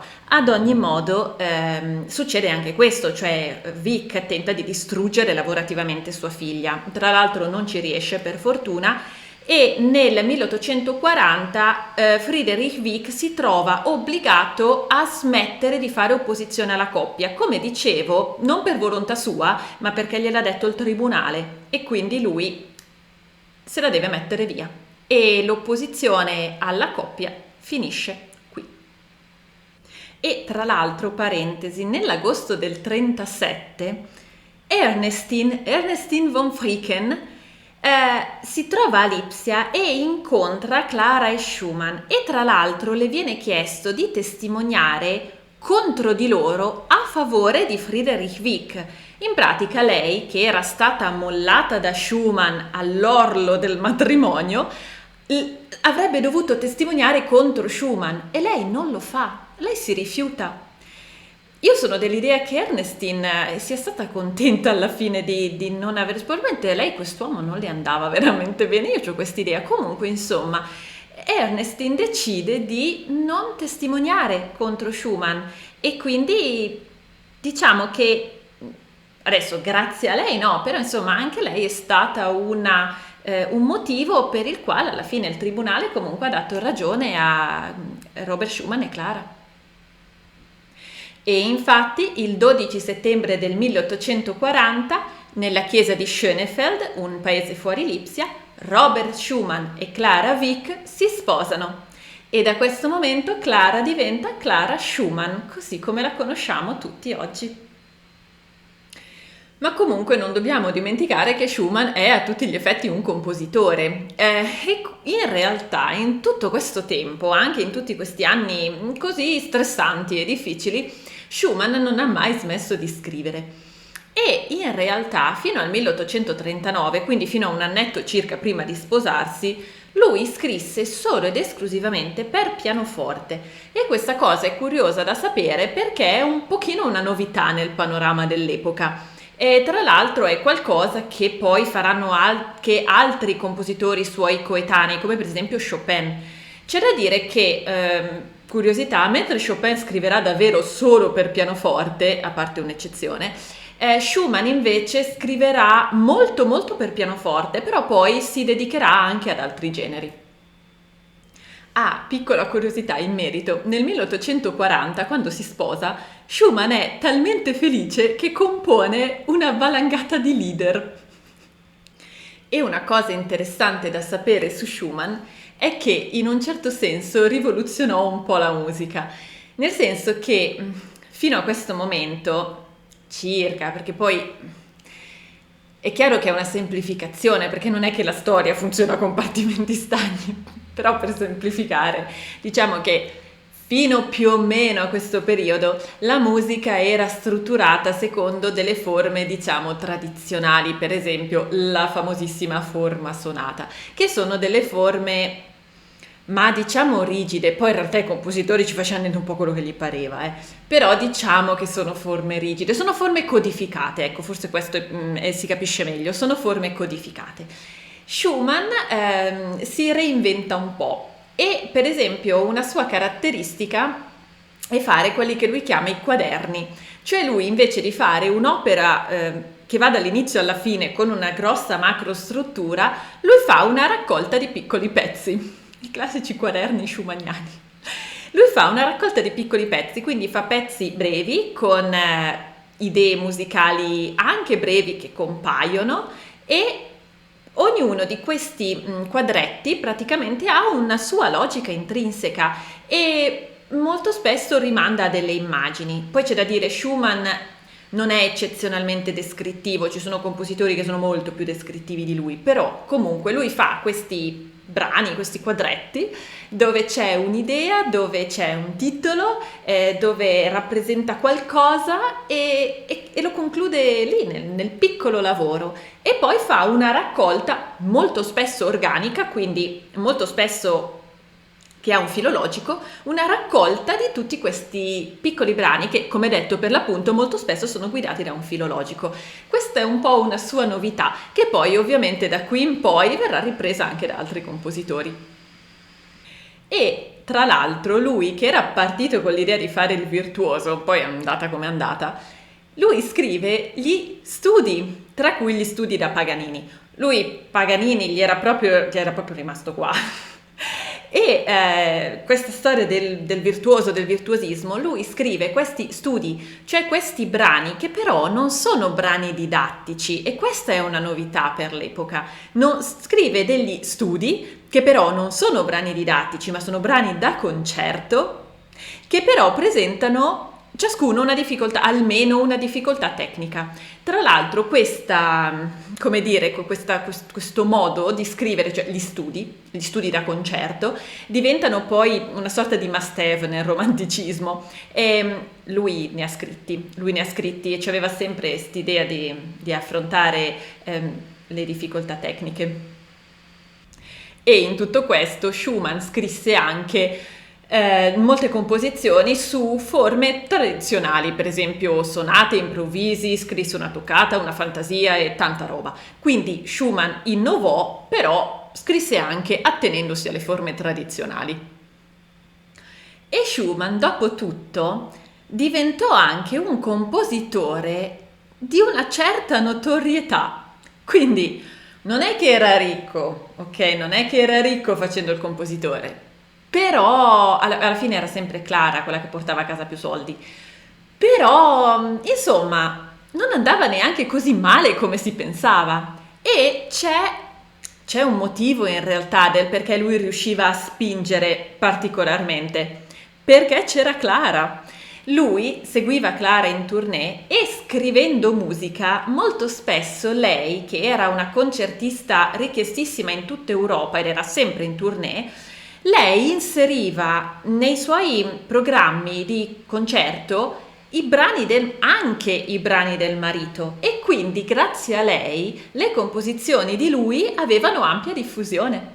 E quindi grazie a questo connubio, lui compositore, lei interprete, andava bene per tutti e due. C'è da dire, lei sarebbe funzionata anche senza, perché era funzionata anche prima, di musica ce n'era finché ne voleva, perciò lei comunque la concertista poteva farlo perché di musica ce n'era. Lui, chiaramente, avendo la concertista tra virgolette a portata di mano, lei gli faceva la pubblicità. E quindi diciamo che dopo tutto Schumann andava anche piuttosto bene come compositore, a livello economico e di mercato intendo, a livello di qualità è ovvio che sì.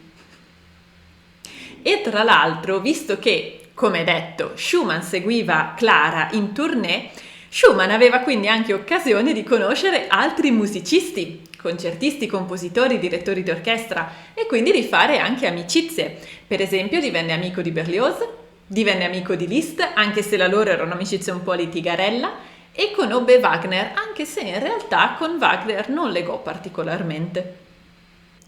Dopotutto sembra andare tutto bene, quindi, ma in realtà non era proprio così. Infatti Schumann era sempre soggetto a crisi di vario tipo.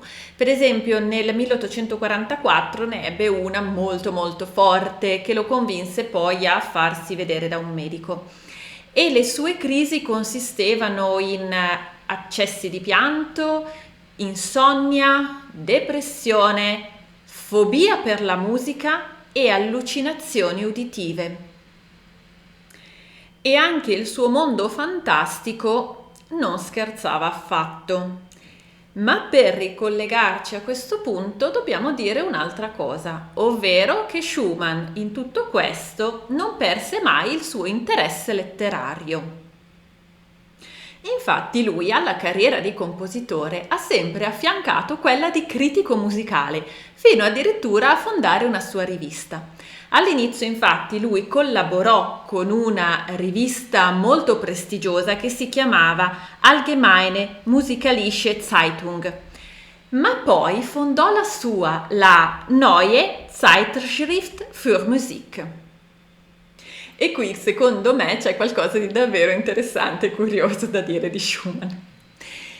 Schumann era la persona dei contrasti.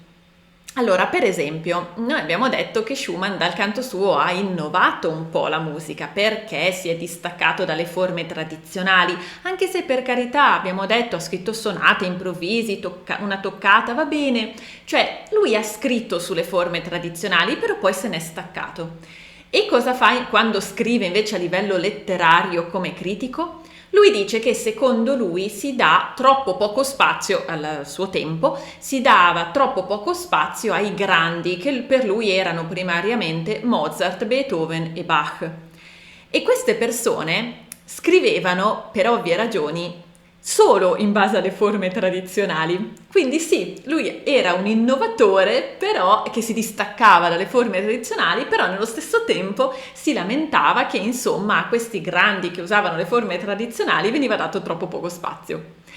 Questa cosa in un certo senso la si può anche mettere a posto, perché si può effettivamente dire che tu non puoi davvero innovare se non conosci le regole e la grammatica di base, e in effetti è anche vero. Però c'è una cosa secondo me ancora più curiosa, che qui si fa invece un po' fatica a farla combinare, perché Schumann, lo sappiamo, era partito con l'idea voglio fare il pianista virtuosista. E poi che cosa va a dire invece quando scrive? Però insomma questi virtuosi di oggi sono inascoltabili perché la loro musica è vuota, compongono solo per farsi vedere quanto sono bravi. Ma non volevi fare il virtuoso? E vabbè, quindi insomma quando scrive come critico Schumann è molto critico, soprattutto per quanto riguarda i virtuosi, soprattutto del pianoforte, proprio perché li definisce vuoti, cioè non loro come persone, definisce le loro composizioni vuote, le definisce fatte solo per, diciamo, per il piacere di spettacolo, per il piacere ginnico della situazione. E inoltre si lamenta anche dicendo che insomma ciascuno di loro pensa di avere la soluzione per tutti i problemi tecnici. E tra l'altro, curiosità per i pianisti ma soprattutto per gli studenti di pianoforte, tra i virtuosi che Schumann mal sopportava c'erano Kramer e Czerny. Questi nomi sono ben conosciuti agli studenti di pianoforte perché Kramer e Czerny sono stati due importantissimi didatti che si sono dedicati proprio alla tecnica pianistica e quindi ce li dobbiamo smazzare tutti. E Schumann, come dire, non li apprezzava molto perché su di loro scriveva cose di questo tenore. Se avessi un nemico lo condannerei ad ascoltare esclusivamente questa musica. Oppure, questo brano non ha nulla di straordinario tranne il fatto che lo ha scritto costui.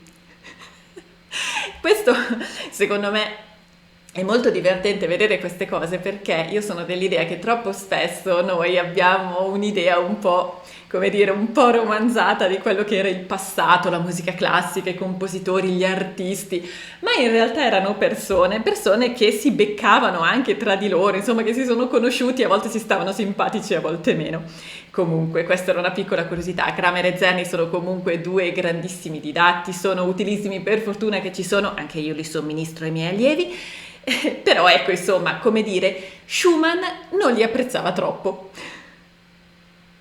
Però c'è da dire che Schumann non parlava solo male, anzi, Schumann quando trovava un musicista, soprattutto giovane, che lui riteneva di valore, Schumann era quello che lo portava all'attenzione degli altri. E questo secondo me è una cosa bellissima per un critico, in questo caso è musicale, ma per un critico in generale, per un professionista in generale, il fatto di riconoscere la bravura in una persona più giovane e non averne invidia, ma anzi dire: signori, guardate. Per esempio, fu lui a scoprire in un certo senso Chopin, che poi era un suo coetaneo, e Schumann su Chopin scrisse sulla Allgemeine Musikalische Zeitung, scrisse queste parole: giù il cappello, signori, ecco un genio.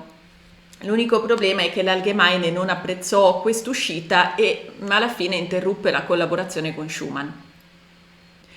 E fu a questo punto che Schumann decise quindi di fondare la sua rivista, la Neue Zeitschrift für Musik, sulla quale, essendo sua, poteva scrivere quello che gli pareva.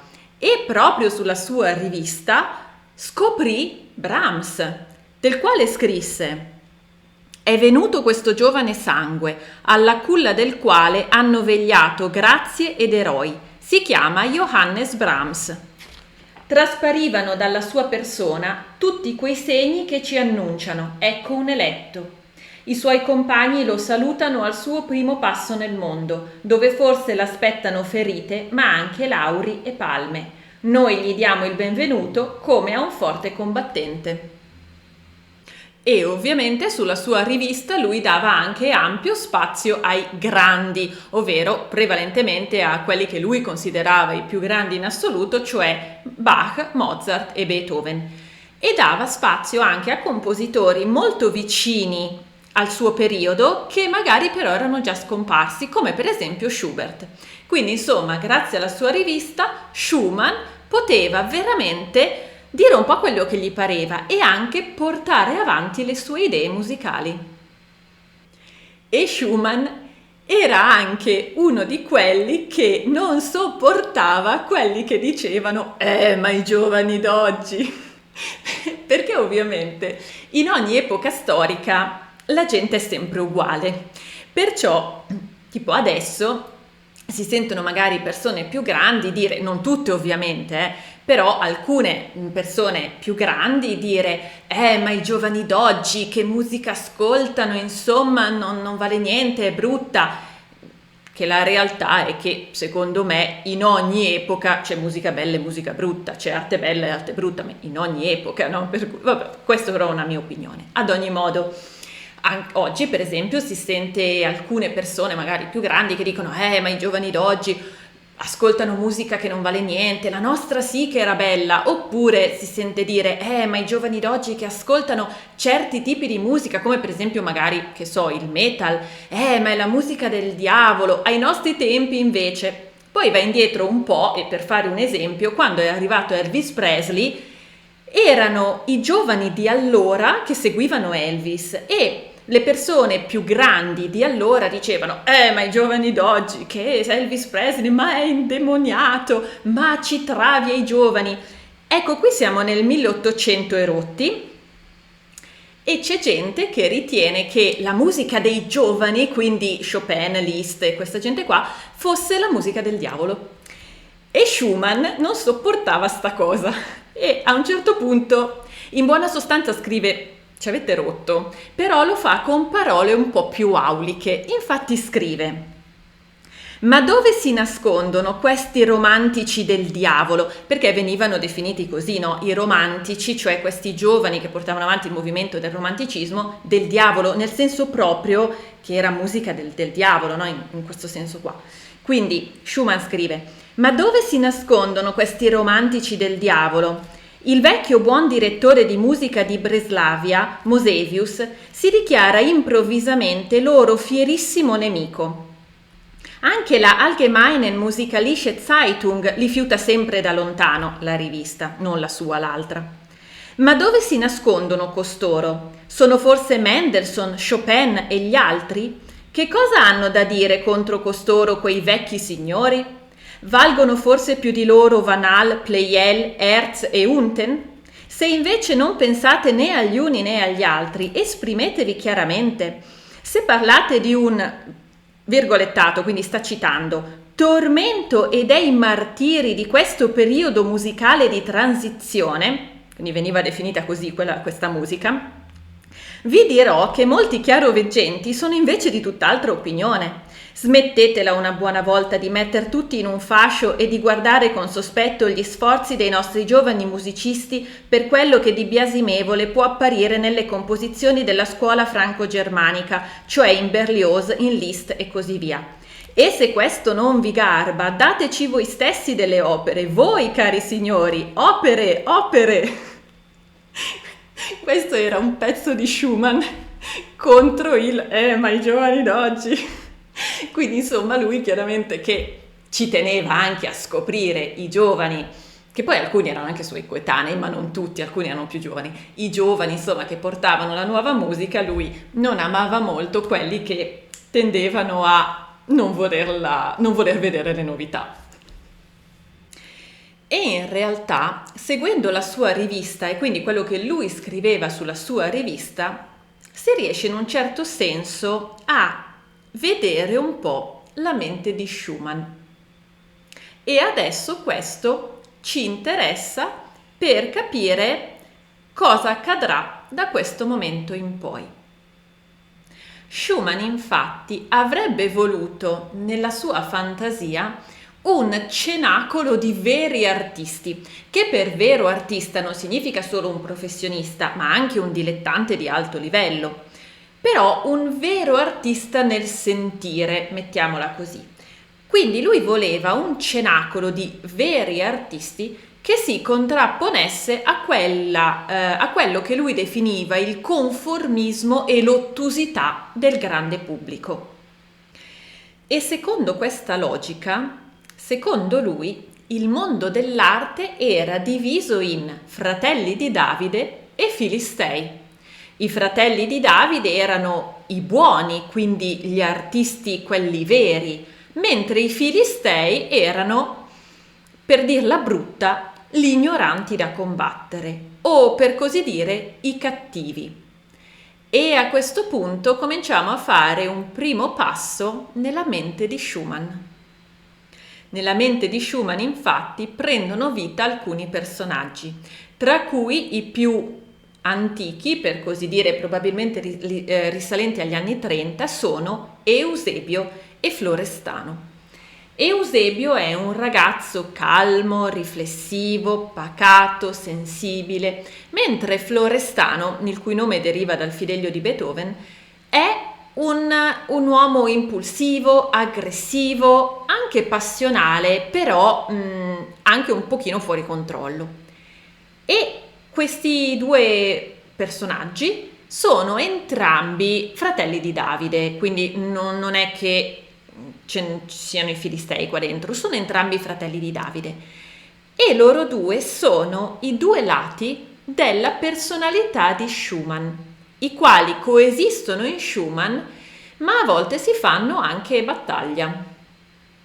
E qui verrebbe da dire, vabbè, ma Schumann era un letterato, oltre che un musicista, quindi questi due sono due personaggi di stampo letterario, sono come se fossero delle metafore. In fondo ciascuno di noi ha dei lati del carattere contrastanti, magari in alcune situazioni siamo anche noi più Eusebio, quindi magari in alcune situazioni siamo persone più chiuse, più pacate, più riflessive, mentre in altre situazioni siamo più Florestano, siamo più impulsivi, irruenti. Sì, teoricamente sì, perché in tutto sembrerebbe che comunque dalla nascita di questi due personaggi Schumann li abbia effettivamente sempre trattati come personaggi, diciamo, letterari, cioè Schumann era cosciente che questi erano personaggi che aveva creato lui. Eppure, la cosa si fa un pelino più complessa quando Schumann stesso dice che però quando si ubriacava, perché Schumann era dedito all'alcol fin da quando era ragazzo, che aveva cominciato l'università di diritto, Schumann stesso diceva che quando si ubriacava molte volte li vedeva davanti a sé e questi due gli parlavano. Ed Eusebio e Florestano facevano parte proprio di quel cenacolo di artisti, quindi di quel cenacolo di fratelli di Davide che Schumann aveva creato. nel quale c'erano per l'appunto Eusebio e Florestano e poi c'era Maestro Raro, che era nient'altri che Friedrich Wieck, suo suocero, ma c'era anche Felix Meritis, che era poi Felix Mendelssohn, c'era Livia Henriette Watt, c'era Estrella, che era Ernestina von Fricken, la sua prima fidanzata. C'era anche Ziglia, o detta anche Chiarina, che era sua moglie Clara. Qual è il problema di tutto questo? Che questo cenacolo di reminiscenze cinquecentesche esisteva solo nella sua testa. Tuttavia, a questo punto c'è da dire, Schumann è ancora consapevole che questo cenacolo esiste solo nella sua testa, che è solo una fantasia, è solo una sua idea. Anche se diceva di vedere da ubriaco Eusebio e Florestano per davvero, però a questo punto Schumann è comunque consapevole che questo cenacolo è una fantasia e infatti lui stesso dice: l'associazione era più che segreta, dato che non era mai esistita se non nel cervello del fondatore. Di nuovo parla di sé in terza persona.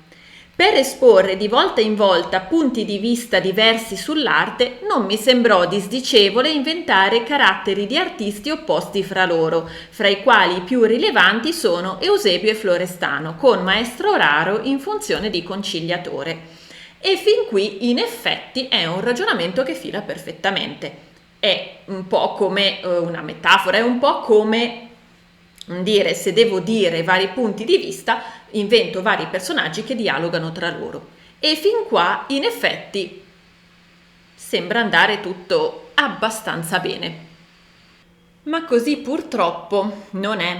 Infatti, quello di Schumann è stato nient'altro che un lungo declino iniziato fin dalla giovane età. È infatti difficile stabilire un punto preciso in cui i suoi disturbi mentali sono iniziati.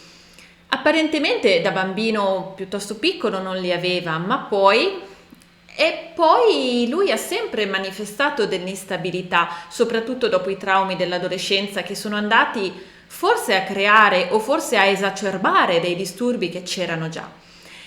Molti studiosi hanno anche ipotizzato che nella famiglia di Schumann ci fosse una storia di malattie mentali, però questa cosa a tutti gli effetti non è comprovata. Qualcuno ha anche ipotizzato che una sorella di Schumann fosse morta o si fosse uccisa per via dei disturbi mentali, ma anche questa cosa non è comprovata. Quello che si può vedere dalle fonti, da ciò che si conosce di Schumann, è proprio una sorta di lento declino che è cominciato fin dalla giovane età e che è andato sempre più velocemente. E Schumann peggiorava la sua condizione con le sue scelte di comportamento. Infatti, come detto, Schumann beveva, era dedito all'alcol, perché lui diceva che quando era ubriaco aveva una sensibilità uditiva aumentata. Ma non solo, lui all'alcol univa la caffeina e sigari particolarmente forti, perché lui ricercava un'euforia emotiva e una aumentata sensibilità. E naturalmente tutto questo influiva negativamente anche sul suo matrimonio. In questo matrimonio, che era iniziato in modo così felice, poi man mano era andato peggiorando, prima di tutto per la malattia di Schumann, ma poi anche per i suoi comportamenti, le sue dipendenze, ma anche la sua possessività. Infatti Schumann era incredibilmente possessivo verso Clara e infatti questa povera Clara era passata da un padre estremamente possessivo a un marito estremamente possessivo. E tra l'altro Schumann riversava su Clara anche le proprie paure. Per esempio, una cosa che non abbiamo detto, perché in realtà non se ne conosce la data precisa, è che in giovane età Schumann tentò il suicidio. La prima volta, lo tentò la prima volta gettandosi da un edificio e per fortuna questa cosa non funzionò.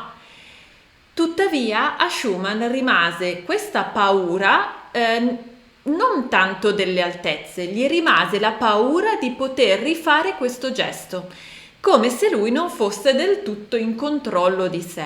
E infatti Schumann tendeva sempre a vivere al piano terra o ai piani bassi, proprio perché aveva paura di poter rifare a un certo punto questo gesto. E quando si dice che Schumann riversava su Clara le proprie paure, per esempio, ci si riferisce a episodi come quello che avvenne quando andarono a trovare il pianista Henselt. Questo pianista li aveva invitati e stavano facendo una passeggiata, e a un certo punto li invitò a salire su una torre, molto probabilmente per vedere il panorama. E Schumann, proprio in virtù di questo gesto che lui aveva fatto e che lo aveva traumatizzato, non volle salire sulla torre, ma Clara non aveva nessun problema e quindi lei disse: ma va bene, vengo io. Ma Schumann la bloccò e le proibì di salire sulla torre dicendo: lei non deve andare dove io non vado. Quindi questo è anche un po' per far capire quanto Schumann era anche abbastanza oppressivo verso Clara. E il declino della sua salute cominciò a riflettersi anche nel suo lavoro. Come dicevamo, nel 1844 ebbe una crisi molto forte che lo convinse a rivolgersi a un medico, e proprio in merito leggiamo su un libro dedicato alla medicina dei musicisti, alla medicina dei compositori, leggiamo che Schumann consultò questo medico di Dresda e Schumann appariva profondamente depresso e si lamentava a gran voce della sua salute, soprattutto degli occhi, era molto miope. Lamentava anche molti sintomi fobici, comprese le vertigini. È difficile collegare fobie che durano tutta la vita con una malattia organica, di solito hanno una causa psicologica. E durante questa crisi Schumann compose la seconda sinfonia, della quale lui stesso scrive: l'ho composta mentre ero ancora malato e mi pare che, ascoltandola, si dovrebbe rendersene conto. Mi sentii rinascere soltanto nell'ultima parte. Infatti, una volta compiuta la sinfonia, mi sentii meglio, ma essa mi ricorda un'epoca cupa. Ciò malgrado, accenti dolorosi possono risvegliare qualche interesse. E alle crisi che prima contavano depressione, ansia, palpitazioni, insonnia e anche qualche episodio allucinatorio, si aggiunsero la paura di morire, ma non una paura come possiamo averla tutti, proprio una sorta di paranoia quasi. E altri comportamenti paranoici erano la sua paura di essere costantemente avvelenato. Inoltre, il 26 marzo di ogni anno, cioè l'anniversario della morte di Beethoven, lui entrava in un periodo di profondissima depressione che poteva durare anche molti mesi. E dal 1844 le crisi si fanno sempre più frequenti e sempre più lunghe. E a questo punto Schumann alterna dei periodi di depressione a dei periodi di euforia creativa incredibile. Forse si potrebbe definire maniacale in termini medici. Sta di fatto che quando era in questi periodi di euforia lui produceva tantissimo e riusciva a scrivere brani anche molto lunghi in pochi giorni o in una settimana, massimo 2. E lui, quando scriveva durante questi periodi, diceva di sentire delle voci interne e inoltre diceva anche che quando componeva la musica era tutto il tempo con lui. E da qui il suo lavoro e la sua notorietà come compositore cominciarono ad avere delle battute di arresto. Dapprima i suoi brani che lui scriveva e che Clara inseriva nei programmi dei suoi concerti cominciarono a non riscuotere più il successo di prima. Poi lui lasciò la sua rivista. Poi lui rifiutò un posto da insegnante in conservatorio che gli aveva trovato Mendelssohn e infine fece una sorta di fiasco con la sua opera teatrale Genoveva. Dopo questa serie di, fallimenti, si riprese un poco prendendo in mano un coro di dilettanti E qui per dilettanti non bisogna pensare a degli incapaci, tutt'altro, bisogna pensare a delle persone che facevano musica molto bene semplicemente per diletto, perché quella è l'accezione di dilettante. Quindi il fatto che lui avesse preso in mano un coro di dilettanti non era mi è finita la carriera, no, era una cosa perfettamente normale, quindi in realtà era una ripresa, cioè dopo una serie di fiaschi riprendi a fare qualcosa di valido. Quindi dapprima lui prende in mano questo coro di dilettanti e poi diventa maestro di cappella a Düsseldorf. E questa cosa teoricamente per un musicista era una cosa fantastica, perché era il famoso e agognato posto fisso. Sembra quindi che finalmente Schumann abbia trovato quella tranquillità di cui aveva bisogno. Ma in pratica, a questo punto, la sua salute mentale era praticamente declinata. Infatti, lui non era più in grado di svolgere le sue mansioni lavorative, la sua vivacità mentale e anche la sua lucidità andavano e venivano e ormai mostrava dei segni franchi di quella che all'epoca veniva chiamata follia. Un suo biografo, Wasiliewski, nel 1853 scrive: «Gli domandai cosa stava leggendo. A voce molto alta e con tono febbrile mi rispose: Non sapete nulla delle tavole girevoli? Risposi scherzando: Certo, naturalmente. In quel momento i suoi occhi, che in genere teneva socchiusi, si spalancarono, le pupille si dilatarono smisuratamente e disse in tono lugubre e ispirato: Le tavole girevoli sanno tutto. Mi guardai bene dal contraddirlo e si calmò. Poi chiamò la seconda delle figlie e cominciò esperimenti su una piccola tavola, chiedendole di battere il ritmo iniziale e conclusivo della sinfonia in do minore di Beethoven. Tuttavia, persino in questo stato di malattia, Schumann riuscì a comporre la terza e la quarta sinfonia, gli ultimi lieder e l'ultima musica sacra. E ancora riuscì ad accompagnare Clara in tournée e a conoscere qualcuno. Infatti, per esempio, proprio in questo periodo, possiamo dire in questo ultimo periodo, conobbe anche Brahms di persona. E proprio in questo periodo, ad Hannover, Schumann fu vittima di una fortissima allucinazione e vide gli spettri di Schubert e di Mendelssohn che era un suo amico che era morto nel 1847 causandogli un fortissimo dolore. Quindi Schumann vide gli spettri di Schubert e di Mendelssohn che gli dettarono un tema musicale. Sia come sia, ci compose 5 variazioni su questo tema. Ma ormai Schumann stava sviluppando sintomi psicotici.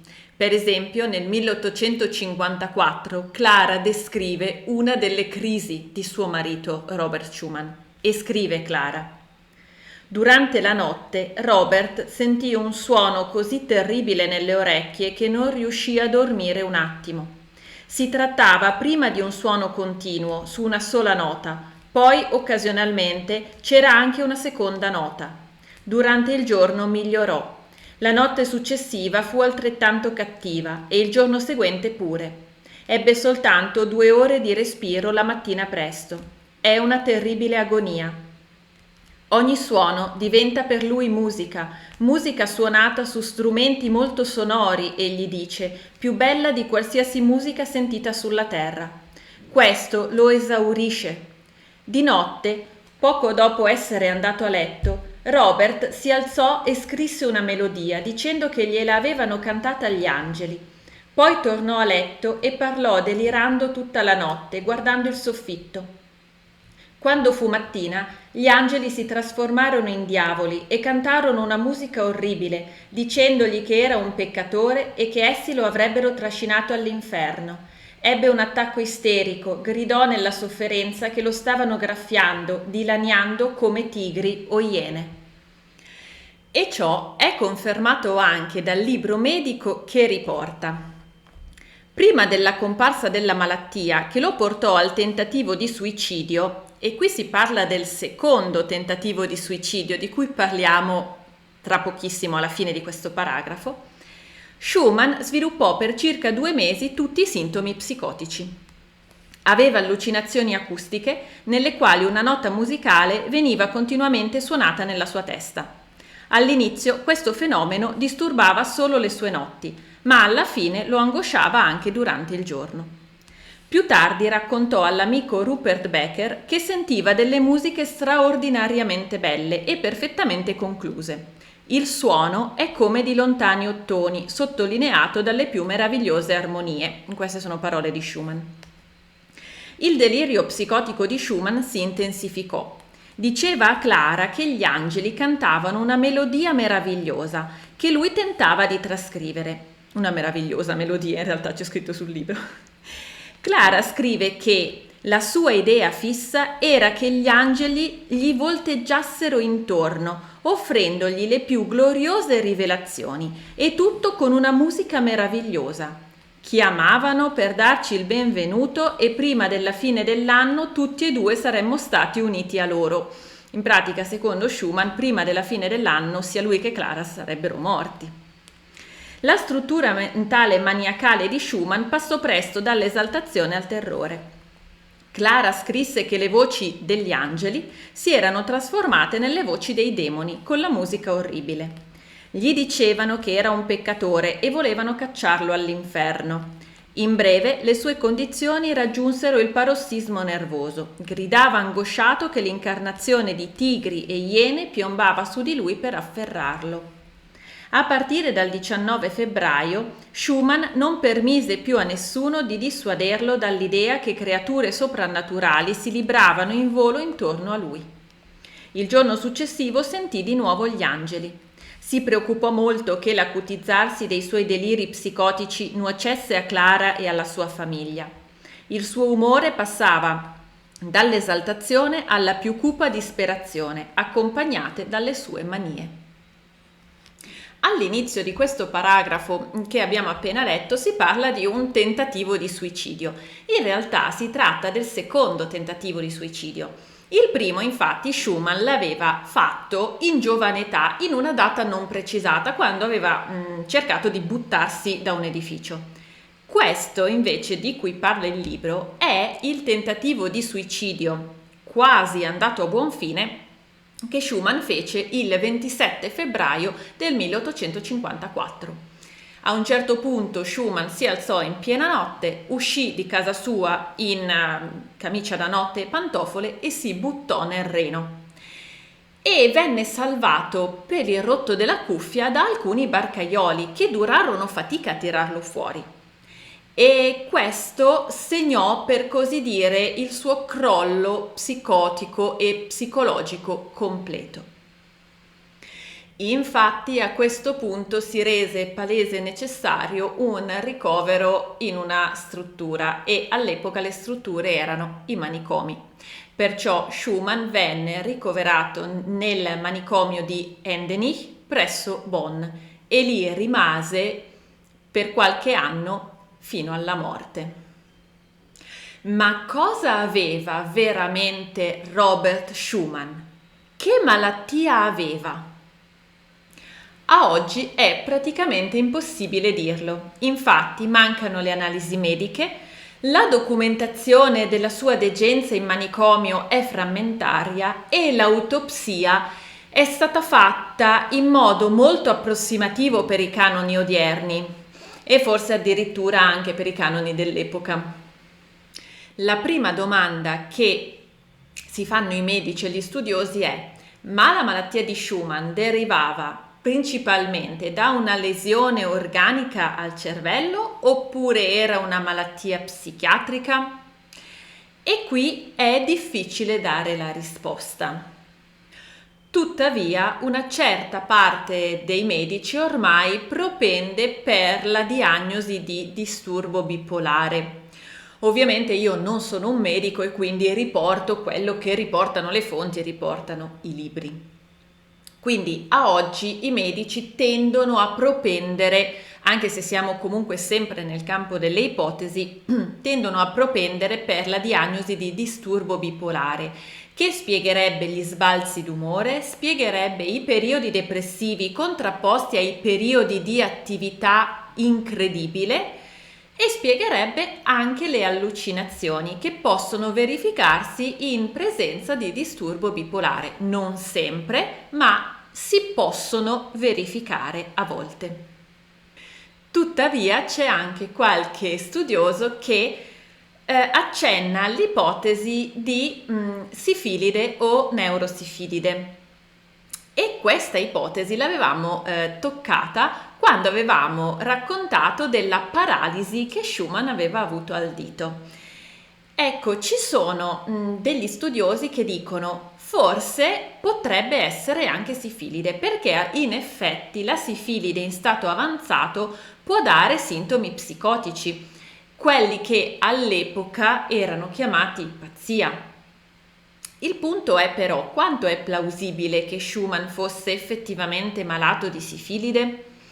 Dobbiamo tenere presente che all'epoca la sifilide era purtroppo una malattia diffusissima e Schumann, durante la sua giovinezza, quando era all'università di diritto, aveva condotto per un certo tempo una vita molto dissoluta, anche piena di incontri occasionali. Quindi è possibile che si sia ammalato di sifilide? Sì, di per sé è possibile. Tuttavia è anche vero che Schumann e Clara hanno avuto vari figli, quindi significa che Schumann ha avuto rapporti con Clara, e se lui fosse stato ammalato di sifilide verosimilmente l'avrebbe passata anche a lei, ma non sembra che Clara avesse mai avuto problemi di sifilide, né per quanto ne sappiamo sembrano avere problemi di sifilide congenita i figli e le figlie di Schumann. Quindi quanto è plausibile che Schumann avesse effettivamente la sifilide?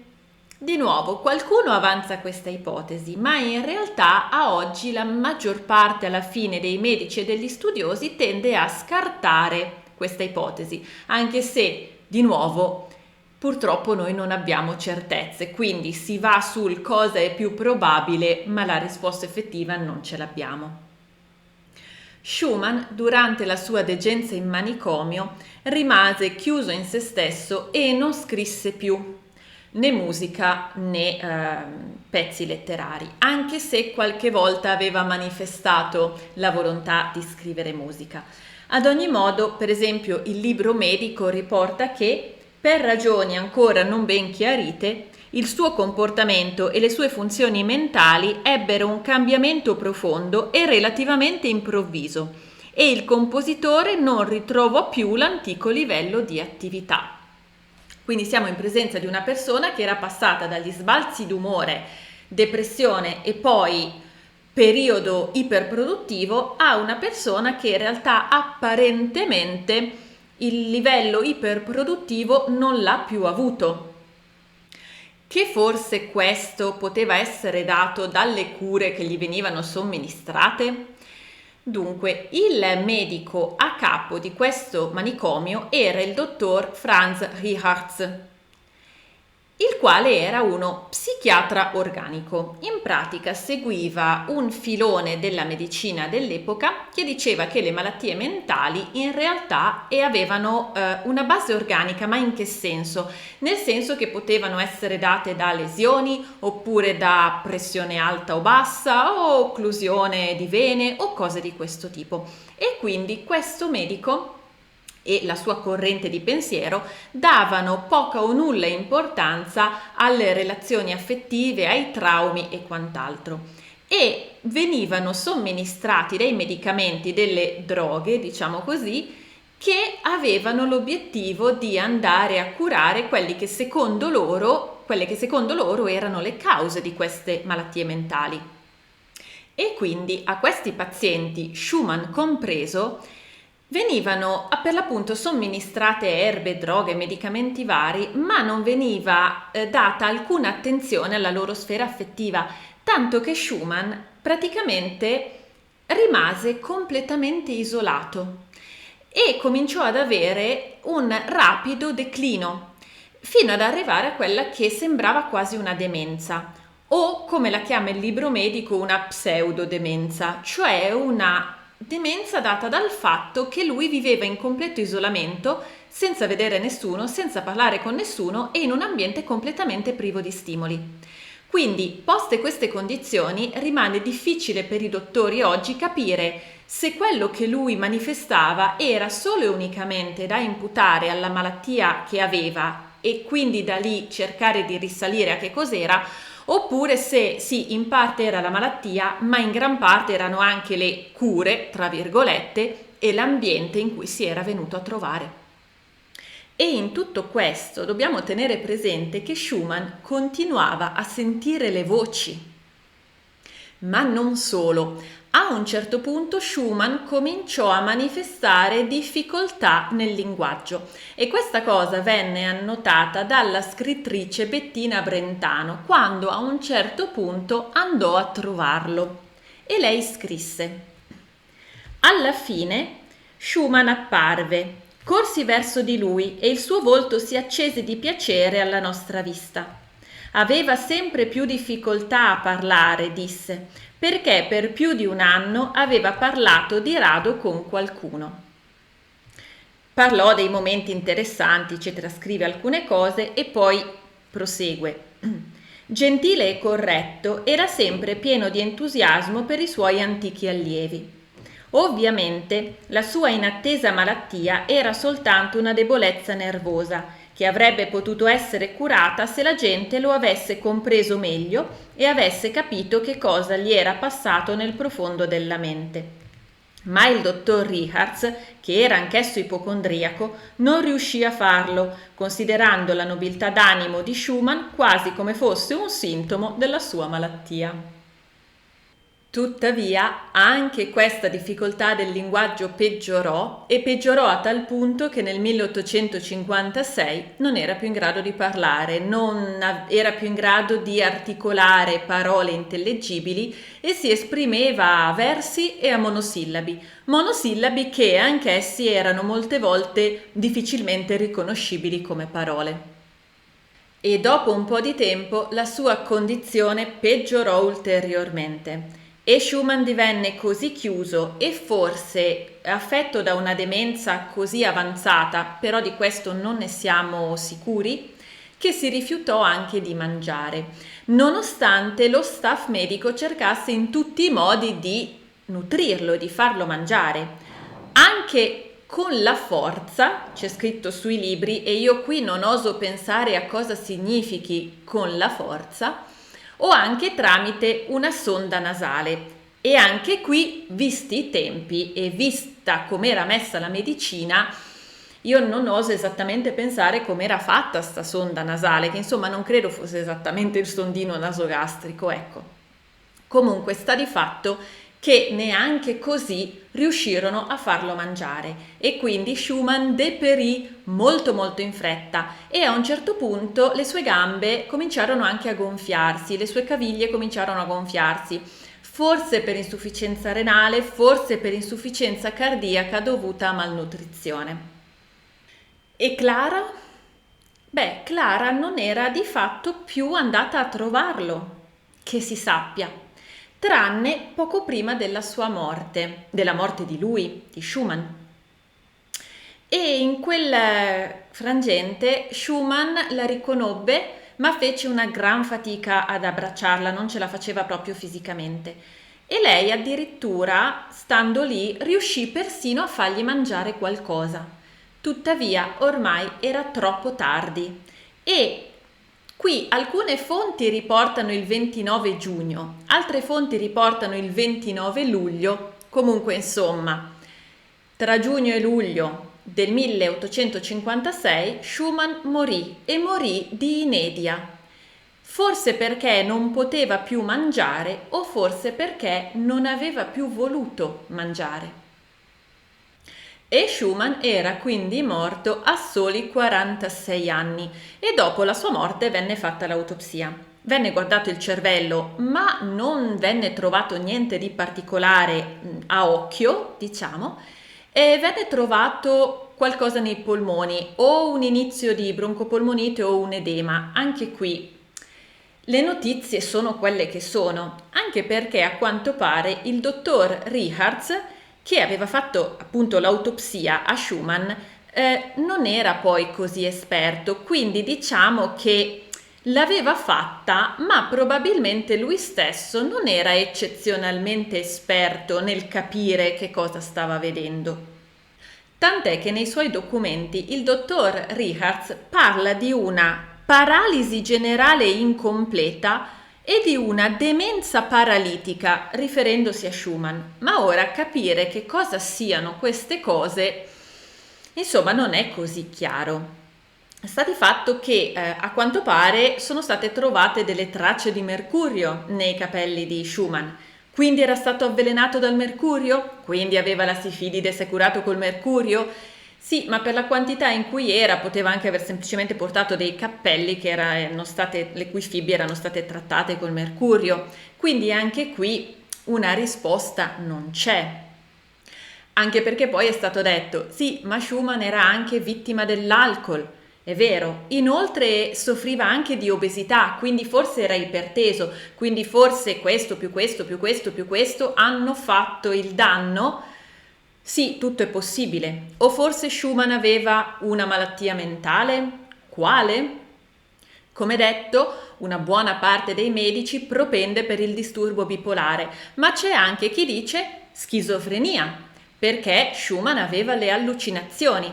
C'è anche chi ha detto Eusebio e Florestano erano la prima avvisaglia della personalità multipla. Ecco, questa forse è un'ipotesi che sta poco in piedi, nel senso che né il disturbo bipolare né la schizofrenia danno personalità multiple e nel caso di Schumann sì, è vero, lui aveva creato Eusebio e Florestano, però non è che lui si trasformasse in Eusebio e in Florestano, anzi lui li vedeva quasi esterni a sé, addirittura quando era ubriaco li vedeva proprio e gli parlavano. Quindi diciamo che la questione Eusebio e Florestano e personalità multiple è stata praticamente accantonata da tutti. Però sì, disturbo bipolare o schizofrenia? Il disturbo bipolare spiegherebbe i periodi depressivi e maniacali iperproduttivi e anche le allucinazioni, la schizofrenia spiegherebbe le allucinazioni e poi eventualmente anche il declino cognitivo. Quindi, ecco, quindi in realtà una risposta non c'è. Infatti, i medici che si sono occupati di queste ricerche alla fine hanno concluso così.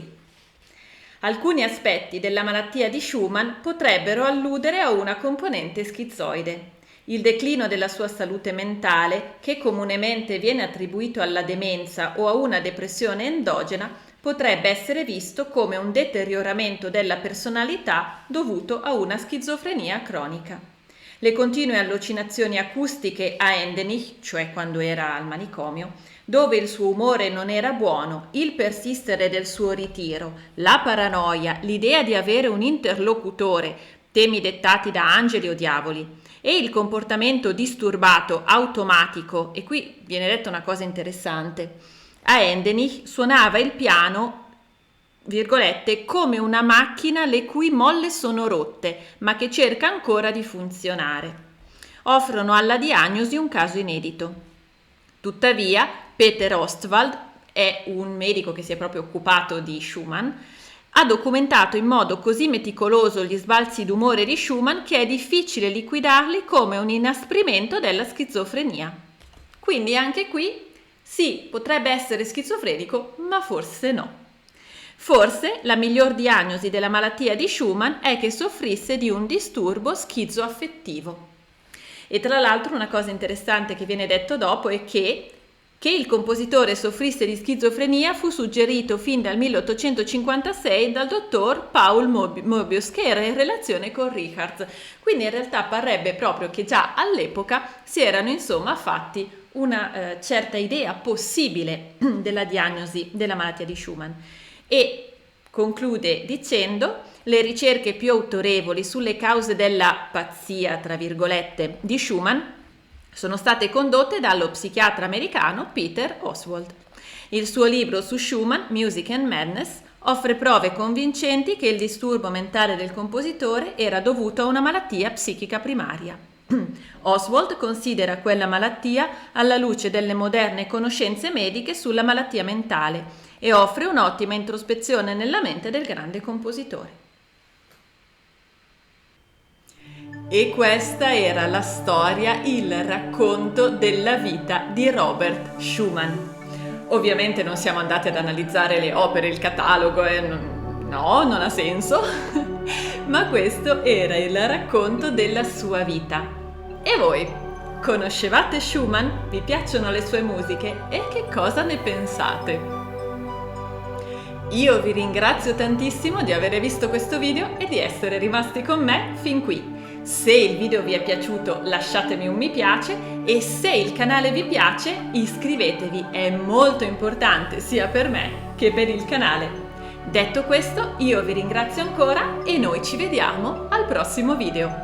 Ciao!